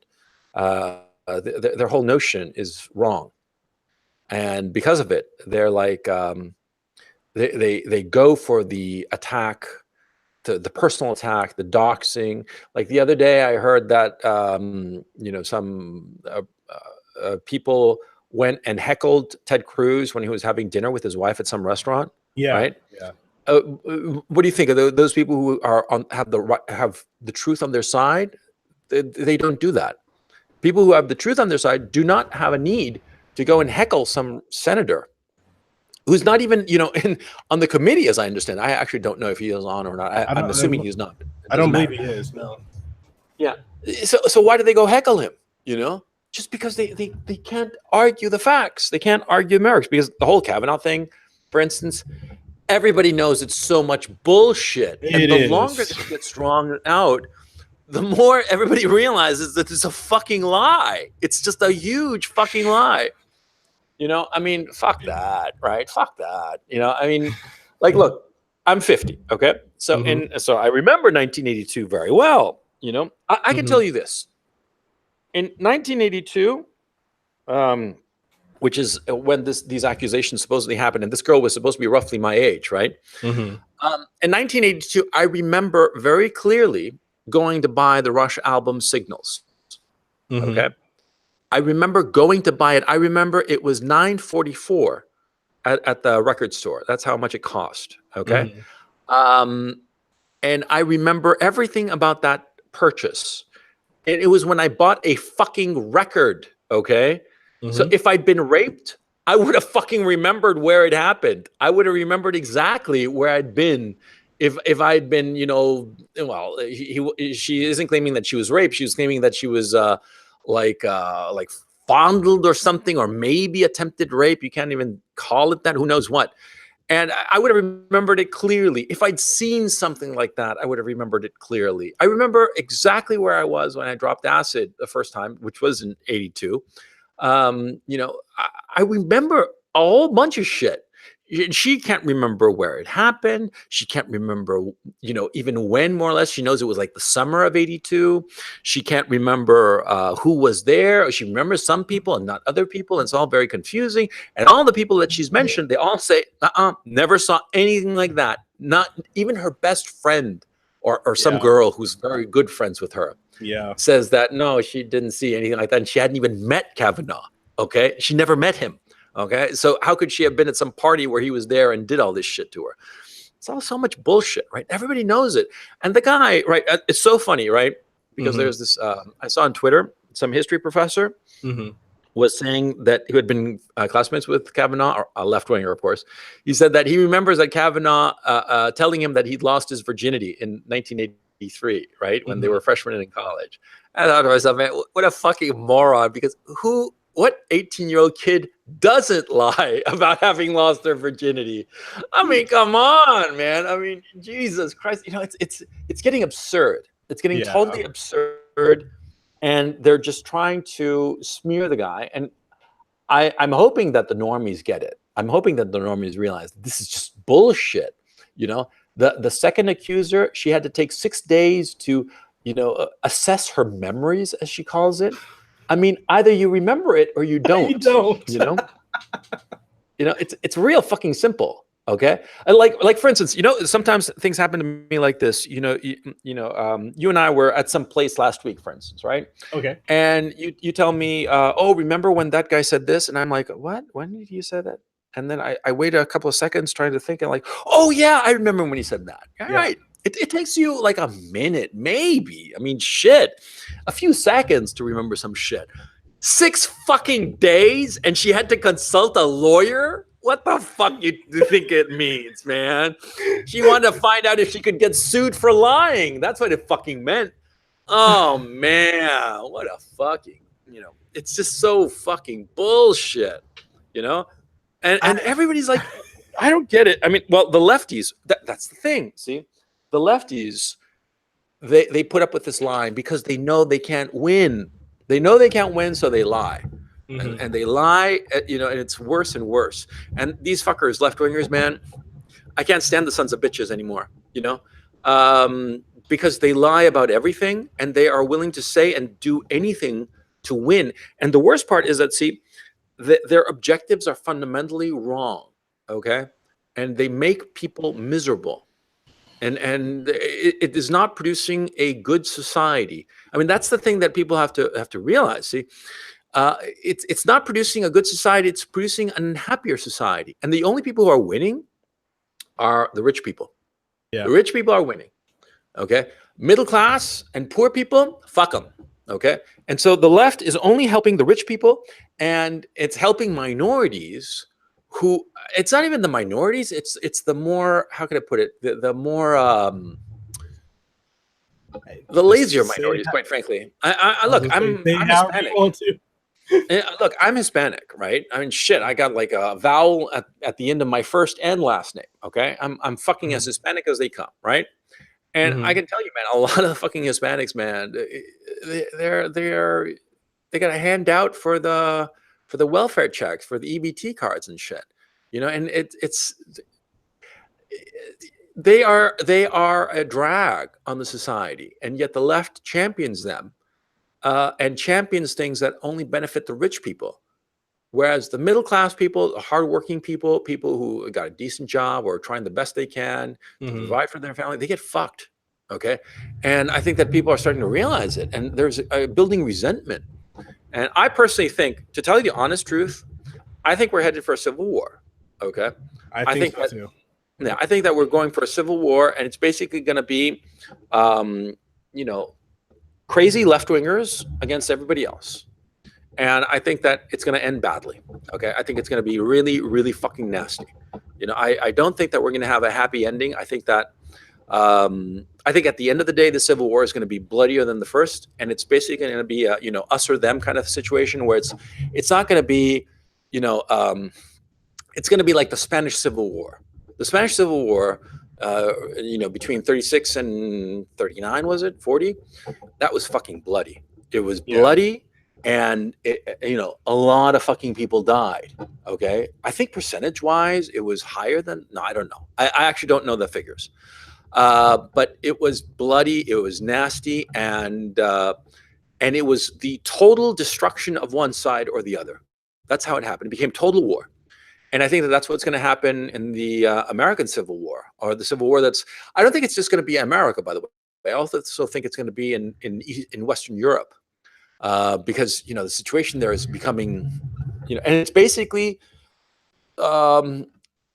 anti-liberal democracy, because liberal democracy that we have today, it's just not working. It's just not working, and it's becoming totalitarian because it's trying to inhibit free speech. It's trying to control people's lives, control dissent. That's not liberty. That's not freedom. Okay. And I think that the liberal democracy that we currently have, it's going to end badly. And I think it's going to be a civil war, and it's going to get ugly. I don't think it's going to happen tomorrow. I don't even think it's going to happen in the next 5 years. I think in like 10 years. Yeah. Something like that. You know? Yeah. Because I know, like you know, I've had other people for political commentary on this podcast. I've had Brandon Tatum from Turning Point USA, Hotep Jesus, Amazing Lucas, and, you know, some of the conservatives that I know, and even some liberals. And I've talked about this point where, you know, with the whole Parkland shooting thing, where you had the leftists saying, you know, no one needs a semi-automatic rifle. I'm like, okay. And then, or assault weapon. I think that was the token word they were using, like a assault weapon. And right. They were saying how they need to, you know, we don't need guns. We need to give up our guns. But then I'm like, wait, wasn't the narrative not very long ago that cops were just killing people? Yeah. And people need to have guns to defend themselves. So now you're saying that we need to give up our guns and have only the people who you claimed previously have guns, have the guns. Yeah. So it's like the narrative of the left is so inconsistent, and it's just, you know, if you literally try to sit here and come up with it, like to come up with a rationale for it, you will lose your mind because there's no logic in it. And the left is firing on all cylinders. They got Maxine Waters, they're using the celebrities, they're using social media, they're using everything that they can to recruit people. And this is why I strongly think there's going to be a civil war. and the left is just not ready for it. It's not going to be pretty at all. No, no. I think the right should not mistake it, not fool itself into thinking, oh, it's only the right wingers who've got guns. The left they're fast learners. They'll learn how to use a gun. Look, the other day, like Jimmy Kimmel was on his show and talking about Kavanaugh. He's saying, "Oh, let's do this. Let's confirm him, but then chop off his penis." Yeah, so I heard about that. What the fuck are you talking about, you fucking nut job? What the fuck are you talking about? I mean, it's not fucking funny, okay? Because the thing is, see, we're moving in that fucking direction that any guy can be accused of anything, okay? I mean, you, me, shit, we can be sitting here having this conversation, and some crazy girl can say, "Oh, Mekel and Coach raped me." And we're like, what the fuck are you talking about? Yeah, I was in, I don't know, Kansas, and they raped me. And we're like, we have never been to Kansas. I mean, Mekel's in Hawaii. I'm in Ukraine. We didn't rape this girl. Oh, she says, I think I was raped. Therefore, I was raped. Therefore, you should go to jail. What the hell? That's the standard that we're arriving at here. It's insane. I'm, and the left keeps pushing this. They keep pushing it, and they don't relent. They never stop. And they have no problem being as insane as need be. And the problem is that, see, now they're in corporations. Now they're MasterCard, right, for instance, is telling, Patreon that they can't take donations for some Robert Spencer, not Richard Spencer, the alt-right guy, but Robert Spencer is some guy who did like sort of like monitored Islamic shit. I don't know exactly what he was doing. I didn't follow him. But MasterCard just decided to, force some other corporation not to give him money anymore. Okay, it's starting to affect people's livelihoods. What they did to Alex Jones, they depersoned him across all media. What do you think of that, for instance? I'm asking you, what do you think of that? It's showing that they'll go to any lengths to just silence opposition. They don't care. And I think the problem with a lot of people on the right is they're not realizing, or they're not taking seriously, that the left, the rules of engagement, they don't care. They will fight using any means necessary to shut down, not only shut down, but destroy you, to make sure you don't come back. And I see a lot of people on the right, like I did a video before where I was saying how a lot of people on the right are like, oh, the left this, the left that, this and that. No, you can't joke around with them. It's not a game anymore. No. It's they'll go to any extreme.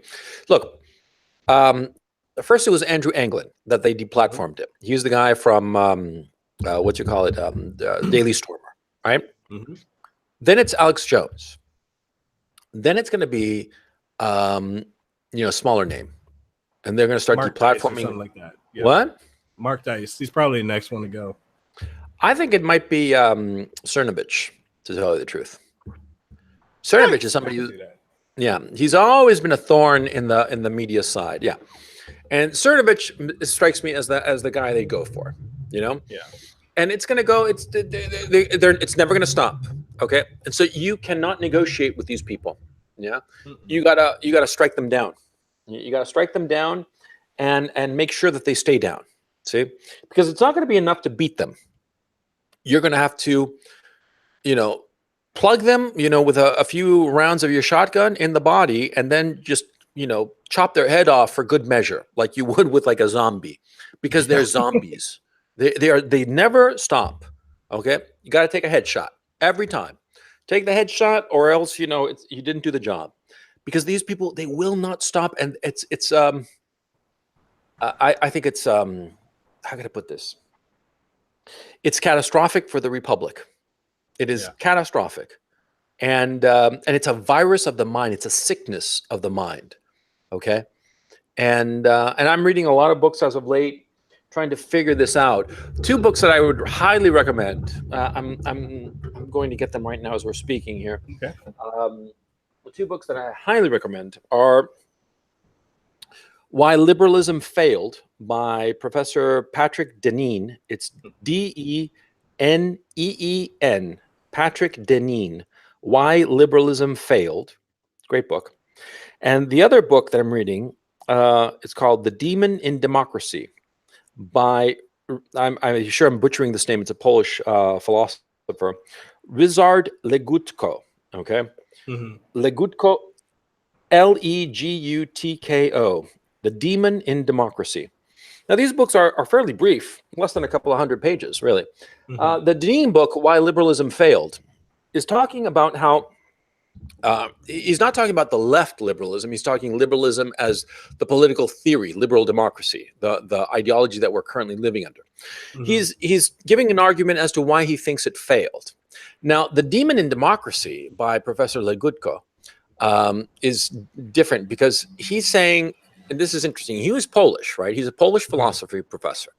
Both of them are philosophy professors, by the way.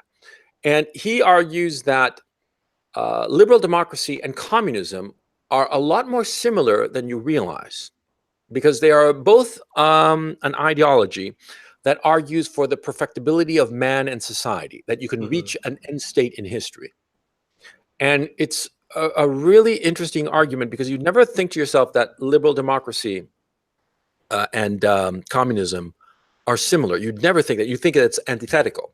Mm-hmm. But he basically says that what we're confusing here is that, see, on the surface, they seem to be different, but they are both the same in their aims and how they look at people. They look at people as blank slates that are interchangeable.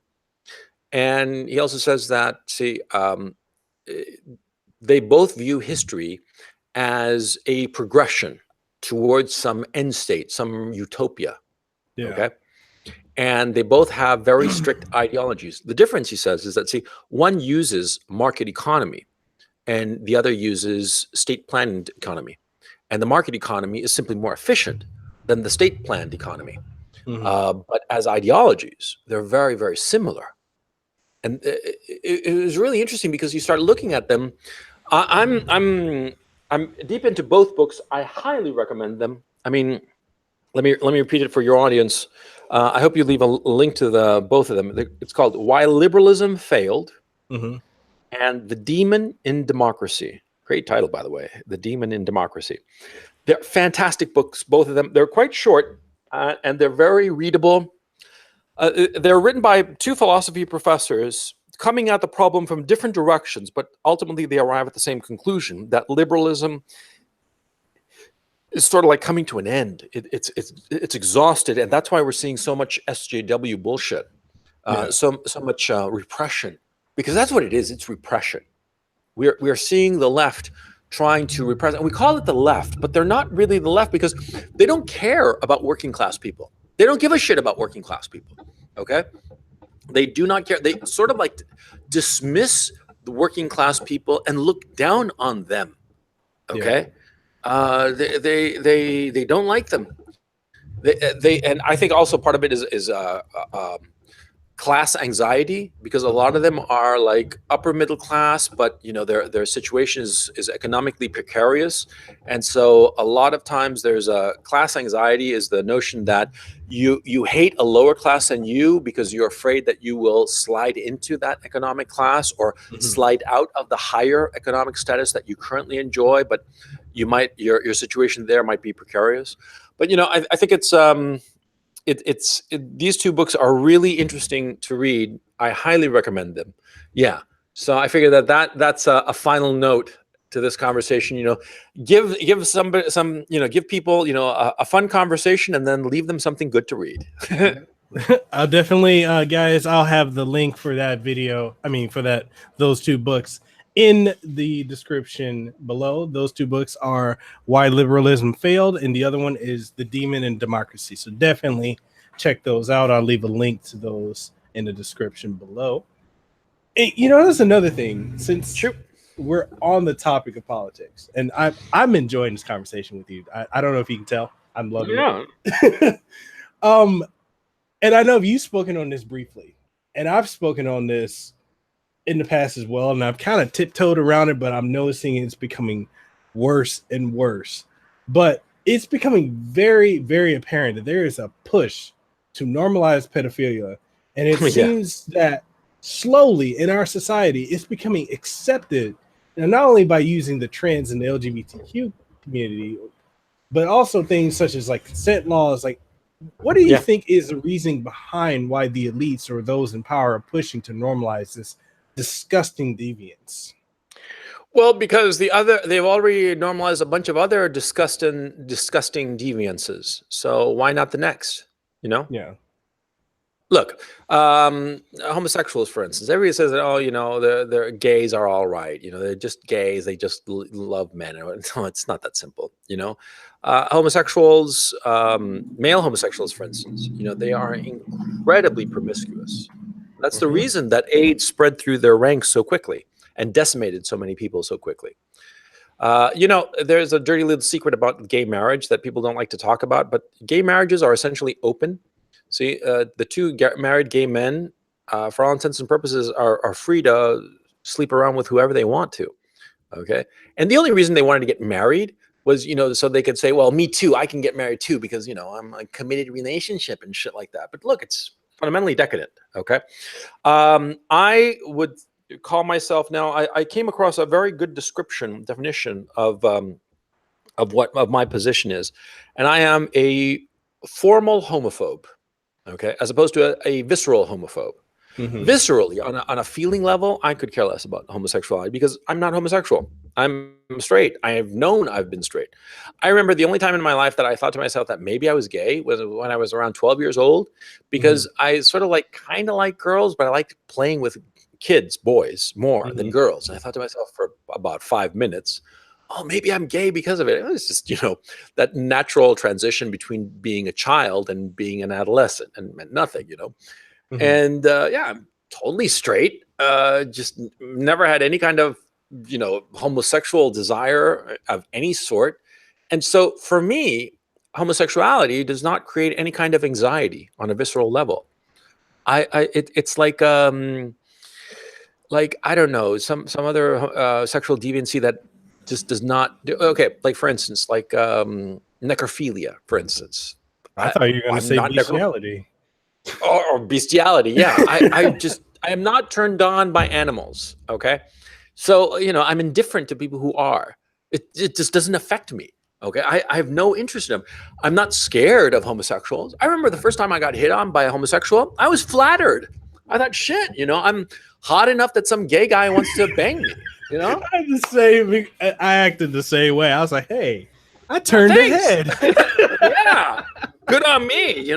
It didn't bother me. Okay. I mean, because I didn't want to fuck the guy, because I'm not gay. I don't care. I'm not afraid of homosexuals. But I think that homosexuality and the rampant acceptance of homosexuality has hurt society very much. Okay. Because a lot of people are, I think that sexuality is a spectrum.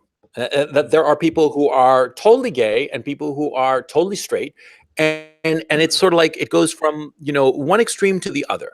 Yeah. I think that most guys are straight, but that there is a spectrum and that there are some guys who are sort of like in the middle. Sure, but the thing is, see, I think that homosexuality, it's not so much the problem with homosexuality; it's the problem of hedonism Hmm. that is an integral part of homosexuality. Hedonism being the pursuit of pleasure above all else, above all other goods. Now, homosexuals are hedonists, and Hmm. their sexual appetites and the way that they pursue those sexual appetites.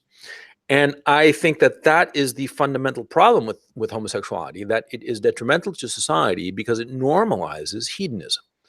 In and of itself, no, it is not a necessary and sufficient condition for hedonism to be normalized in a society.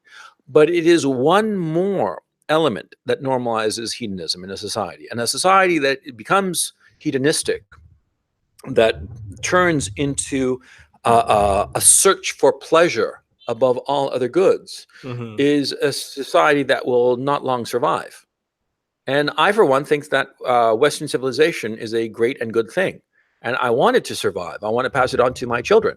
And so that's why I am very much opposed to a society that has become hedonistic, as ours has. And I think that one of the contributors to that has been the normalization of homosexuality. And I think that, that kind of position, which is nuanced and intelligent and has specific reasons for it, Hmm. yeah, it's dismissed by the left, and they're going to call me a homophobe or some shit like that. They're going to totally dismiss my argument because they are unwilling to engage on an argumentative level. They just want to destroy. And that's why, for example, when they call me a homophobe, I won't care. And the funny thing is that, see, the people who are going to be on my side of the fight, of the civil war, they're not going to care either. Even the gays on my side aren't going to care if I'm a homophobe, because I'm going to be on their side. You see what I'm saying?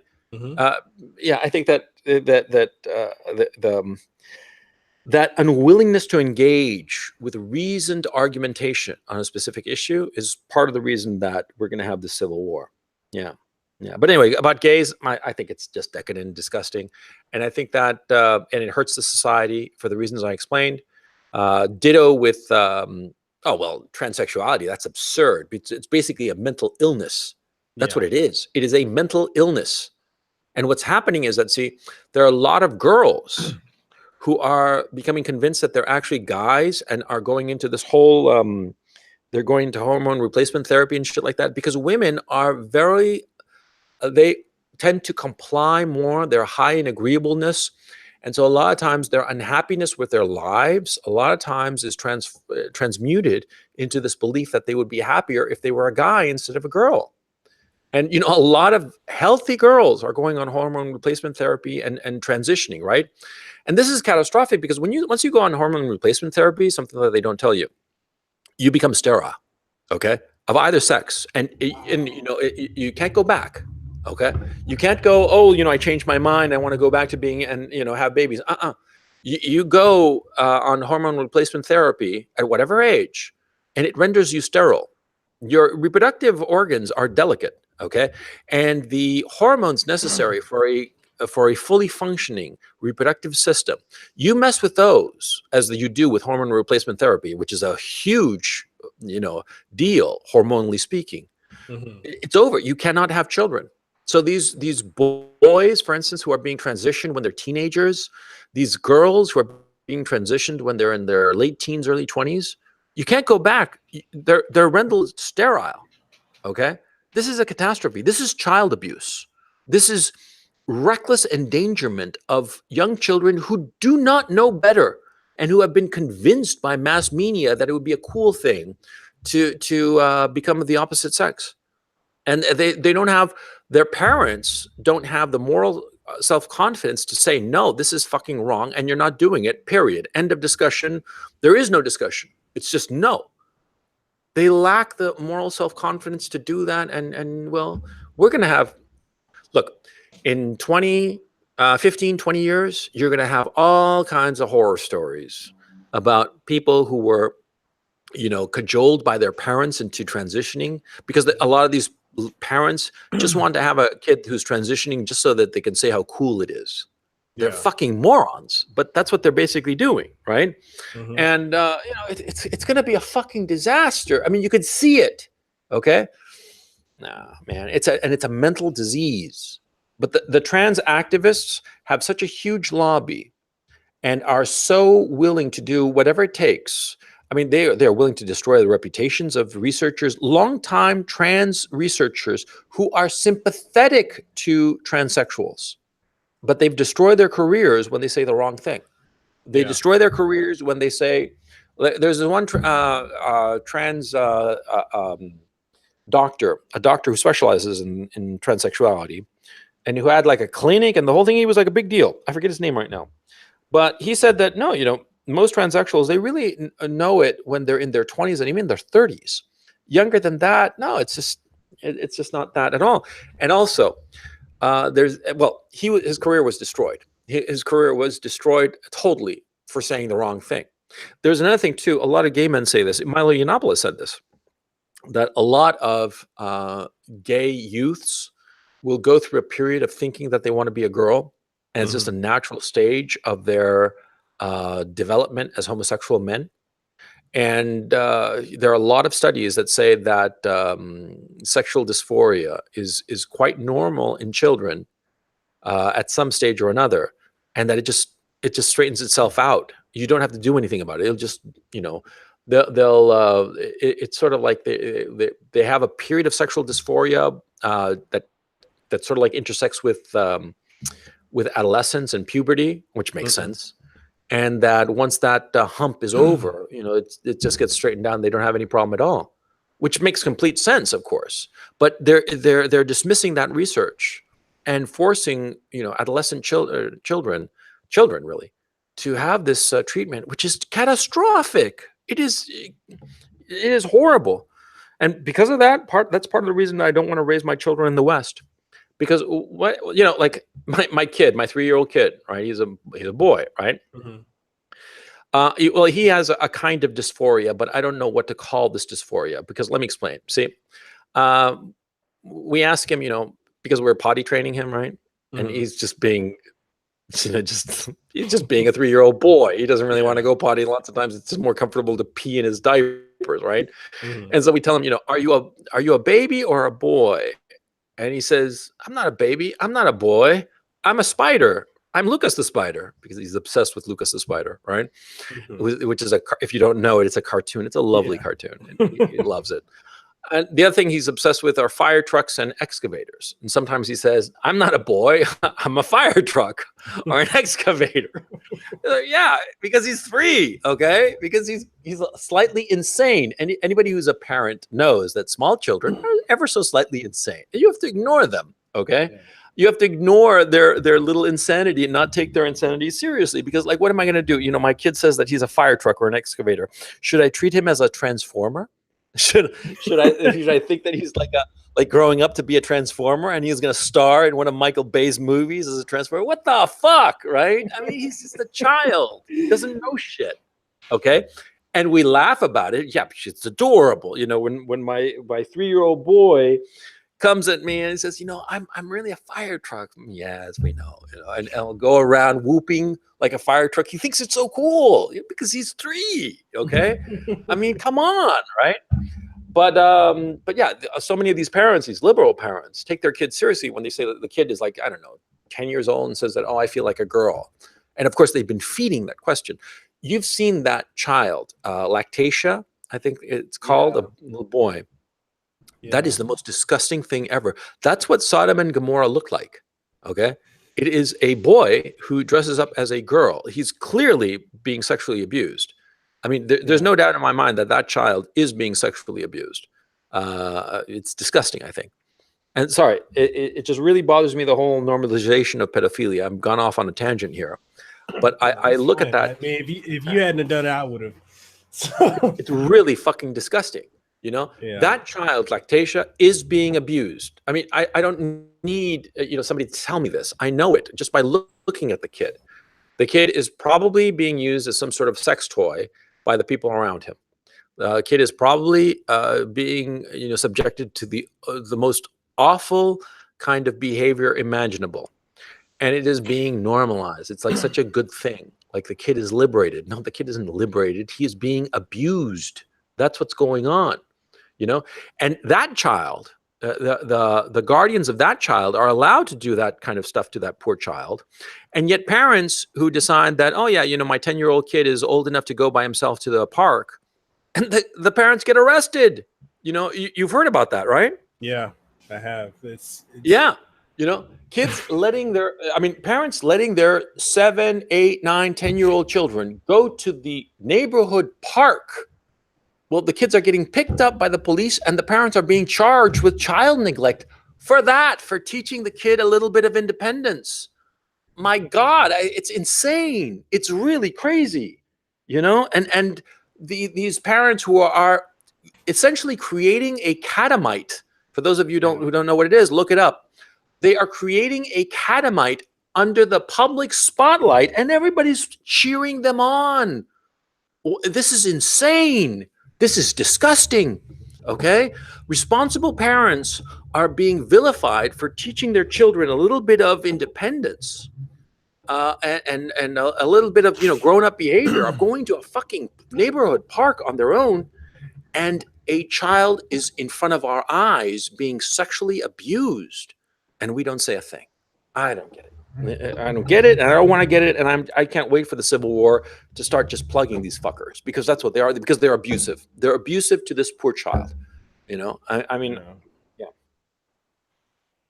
yeah. Mm. I'm right there with you. It's just disgusting to see how they're just normalizing, and they, you know, when I look at it, this has been going on for decades, and it's just slowly crept up to now. It's in everything you look at. It's in it's in the movies, it's in the cartoons that they watch, it's in the music, it's everywhere. It's like the indoctrination is everywhere. Yeah. But we're going to folks, we're gonna go ahead and get to the end of this podcast. I mean, we're going in on a lot of topics. This is definitely something we could always come back on another one. But one of the things and one of the last ones I want to talk about, you did a video before on Don't Fuck Crazy. Yeah. Love that video. Thank you. I have a very personal tie to having fucked crazy before on multiple occasions. And there was a few situations where I damn near didn't get out of them. Yeah, we've all been there. We've all been there. I got 2 scars from a bitch that decided she's gonna go crazy on me. But what made you decide to make a video and speak on the dangers of fucking crazy women? Well, it's something that happens to all of us, and like I was never worried about it. I mean, very few guys are, and yeah, it's happened to everybody. I don't remember the specific reasons that I thought about making that video, but I know a lot of people have commented on it because it's true. Okay, nobody comments on a video. Nobody gets riled up for a video that's not true. I did a video one called "Don't Date a Single Mother." And people got riled up like crazy. But the funny thing was that it was basically, one side was basically saying that I was an evil misogynist. And the other side was basically saying, you're right on the money. You're totally right. But you're right on the money. Well, yeah. But the other guy, there were women, single mothers, who said I was totally wrong, blah, blah, blah, blah. And they were single mothers. Although the funny thing is that the number one commenter on that video was a woman. And she said I was absolutely right. It was pretty funny. But and a lot of white knights commenting saying that I was a misogynist, I was an idiot, blah, blah, blah. It's pretty funny. I mean, I've learned to ignore those comments, right? Because, and insofar as the Don't Fuck Crazy video, that was because I fucked 2 crazy girls in my time. And, oh, God, they were smoking hot, right? Because that's the thing. Okay. See, this is the thing you have to understand about fucking a crazy girl. See, it's not that all hot girls are crazy. No. What happens is that, crazy girls are a combination of girls who who are very attractive and have had issues growing up. They didn't have a strong father figure and whatnot.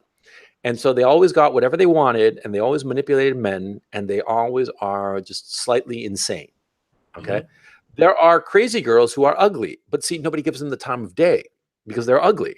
Some fat land whale who's ugly as sin. Yeah, she might be as crazy as she wants to be, but she's going to be crazy alone. Right. So she's not a danger. Right. The danger is the hot girl who's totally out of her mind. Okay. And that's the video I made. And again, to emphasize, it's not that all hot women are crazy. No. But the crazy girls who are hot, oh man, you got to watch your shit. Yeah, I dated 2 of them, right? One of them was a model. She was fucking out of her fucking mind, and she shot up heroin between her toes. I didn't even realize it, because you don't think of that. You don't imagine that. And she was just out of her fucking gourd. She once chased me around the apartment with a serrated knife. She wanted to gut me. And later she said that she was kidding. I'm not sure she was kidding. I think it was for real. But that's actually how I got my 2 scars. Really? Oh, yeah. You got to tell me about that. She went batshit crazy. So I fucked crazy before. This was. So you've been there. I've been there. Yeah. Like she was hot. They fuck so good. Like you said in your video, they do. Yeah, they do. Like to this day, I've never had one like that. Yeah, but I got caught up. She pulled a "I'm pregnant" card twice. Oh God! Went through the whole process of kids. Didn't know she had all these mental health issues. Didn't know she was bipolar, schizophrenic.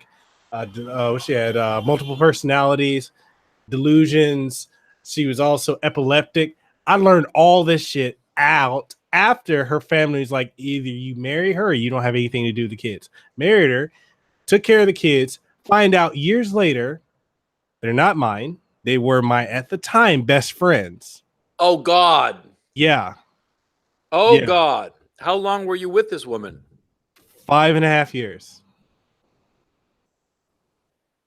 Jesus Yeah. Christ. Yeah. So when I gave her divorce papers, said I'm leaving her, she was like, no, the only way you're leaving me is I'm going to kill you. I Oh, man. laughed. I laughed. She went and got a knife, serrated knife. She wasn't playing. Jesus Christ. No, she wasn't fucking around. Yeah. Yeah, but she had 2 kids, and she, she put you down as the father of them both? Yeah. How do you get out of that? I mean, or are you still paying child support? No. Did paternity tests, came out in court. Plus, I think the best part was when I was going through a divorce process, I was able to get her phone when she went crazy and she wanted to go slicey dicey. I got her phone and I was able to. I had text messages, emails, pictures, all this stuff, and I was just like, "Hey, these aren't my kids. I got proof. She's actually talking to the baby daddy here. He comes and spends time with him." Like, hey, I want a paternity test. I want a divorce. I want a restraining order, lifetime. Yeah. Wow. That is a story. And so you got out of that whole situation. How old were you? I mean, when did this start? I got with her after the Mormon chick that I left to go live with in Seattle. So I was about 22, 23. And coming out of that relationship, I got with this crazy one. And then that wrapped up, I want to say about 2-3 years ago. At the same time, I was battling colorectal cancer. Jesus. I mean, you got some kind of life, man. What the hell? I'm blessed to still be alive. The crazy shit that I have been through. Yeah. Holy cow. I mean, I didn't have any idea. Jesus Christ. And like, I mean, I'm always afraid to ask you. I mean, like, okay, like the let's go through the easy one, the colon rectum cancer. I mean, like, what was that all about? I mean, that is really unusual for somebody that you're as young as you. It runs in my family. My grandfather had it. He actually died of it. My dad had it twice. He's just recently beat it again. And then one of my older brothers, the one that slept with my ex in Seattle, he had it. And then he got his at like 30, and then mine's developed, and I got to stage 2, but thankfully I was able to get, I did all the treatments. I went from being a skinny guy because I was like 165, 170 something pounds, but I was, muscular and cut. But then going through like the chemo, the radiation, all the treatments, I ballooned. I was eating. I was depressed. Going through the divorce, the whole thing with the kids, I shot up to 300 and some odd pounds. And wow, like last year, I was at my heaviest at like 320 something plus. But between it's like you ate yourself. Yeah, I was like, and my doctor even told me, he's like, even though you beat cancer, you're basically about to eat yourself into a grave. So between I got in the gym, I got consistent with working out, I cleaned up my diet. I have from beginning of last year to now, I'm down to like 192 pounds right now. And it's just like, I just swore to myself, never again am I going to deal with crazy. I'm never going to go through another crazy situation with another crazy woman. I'm going to make sure my health is good. But then, I had the whole thing to Utah. That happened. That shit was crazy. But yeah, when I watch your videos, I feel like you're talking to me. Oh, wow. Yeah, the one good thing about crazy girls is that they're hot. They're hot and they're great in bed. But no. You gotta you catch and release. That's my motto. Catch and release. And you got to emphasis on the release. Yeah. And my thinking so far as children are concerned, always get a paternity test. Always, no matter how sure you are, no matter what, she swears to you and all the rest of it. Even if you think that there's no possible way because of circumstances, you were on a fucking desert island when the child was conceived. Even so, get a paternity test. Because, if for sure the kid's yours, then what? You confirm that it's yours. Big deal. But if you find out that it's not your kid, right? It's what, $100 or whatever is the cost of the paternity test. It's not a Yeah. big deal. Yeah. It's not something that can set you back. It's not going to break the bank. It's so trivial. Okay, I'm a fervent believer in that. I know for a fact that my kids are mine. Or let me phrase it. Before, when my wife got pregnant with our two kids, I knew for a fact because of circumstances that they were mine. But even so, just to allay any fear, I got the paternity test. It was real simple. Sent away. Did the thing. Boom, presto, changer. Yep, 100% mine, no problem. Or like these stupid tests, it's like 99.99%. But it's like, okay, fine. Maybe some Chinaman on the other side of the planet might have been the father, but it's you know what I mean? Yeah. But yeah, no, look, it's better for your fucking peace of mind. It's just better for your peace of mind and just yeah. Damn, and she stuck you with two kids. Yeah. And it turned, I mean, you must have gone fond of these children, right? It's perfectly natural. They still view me as their dad. And you lost contact with them, I take it. I cut ties because I felt it was best for them and for me. Yeah. Because you're not really their father. You can't really help them out. Yeah, I think that move on with your life. I mean, like, to tell you the truth, the story that you're telling me, it's really a remarkable story between being in a catastrophic marriage. She plugged not one but two kids on you that weren't yours, and they were your best friends. Yeah, they're my best friends. And also to add to this story, she was a single mother with another kid beforehand, which is why your never date a single mother video. You're on the money. Yeah. That kid. Oh man. Yeah, man. I mean, no. You gotta. Well, look. It seems to me that you got a reprieve on life. You got a second chance, right? And you're like 29, and you got a shitload of experience behind you, right? And so I think that what you should do now is like start fresh. I mean, think of it as between the cancer and this catastrophic marriage, right? You got a lifetime's worth of experience, and so and the thing is, see, you came out on the other end, unscathed. I mean, you got your health, you're single, you're like starting fresh, and you should look at it in those terms. That you've got everything going for you now, and you've got nothing really weighing you. Okay, Yeah. I mean, you're a lucky guy in that regard. I mean, think about it.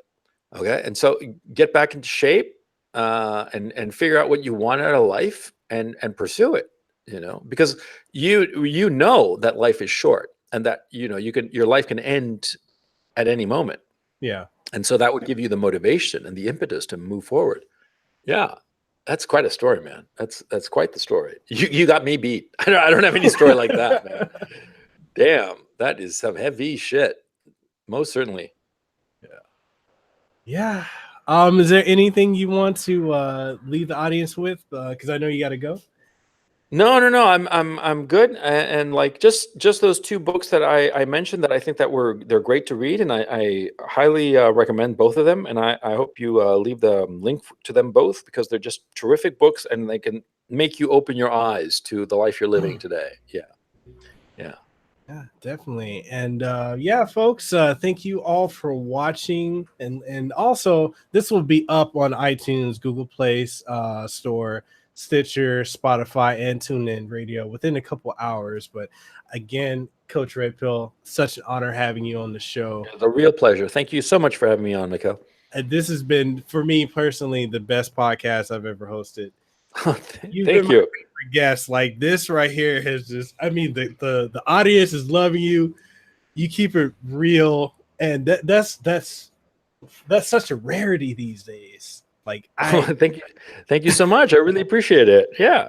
Thank you so much. It's been a real pleasure, and we should do it again. I'm looking forward to it. We definitely should. I'd love to have you on again whenever your schedule's free. And everyone, make sure you check out those books, Why Liberalism Failed, and also The Demon and Democracy. I'll leave links to those books in the description below. And make sure you go and check out and subscribe to Coach Red Pill's channel. I left a link to his channel in the description down below. Amazing content. His videos speak to me like he's just talking directly to me. I'm sure a lot of you fellas out there, especially you young fellas, this is some vital information you need to hear. Like what he's telling you is things that we should have been taught. And I'm speaking as a young man myself, things that we should have been taught growing up. And they can only come from someone who's been through some stuff. So, Coach Red Pill, thank you so much. Thank you so much. My pleasure. Right. And that being said, we will catch you guys on the next one. See ya.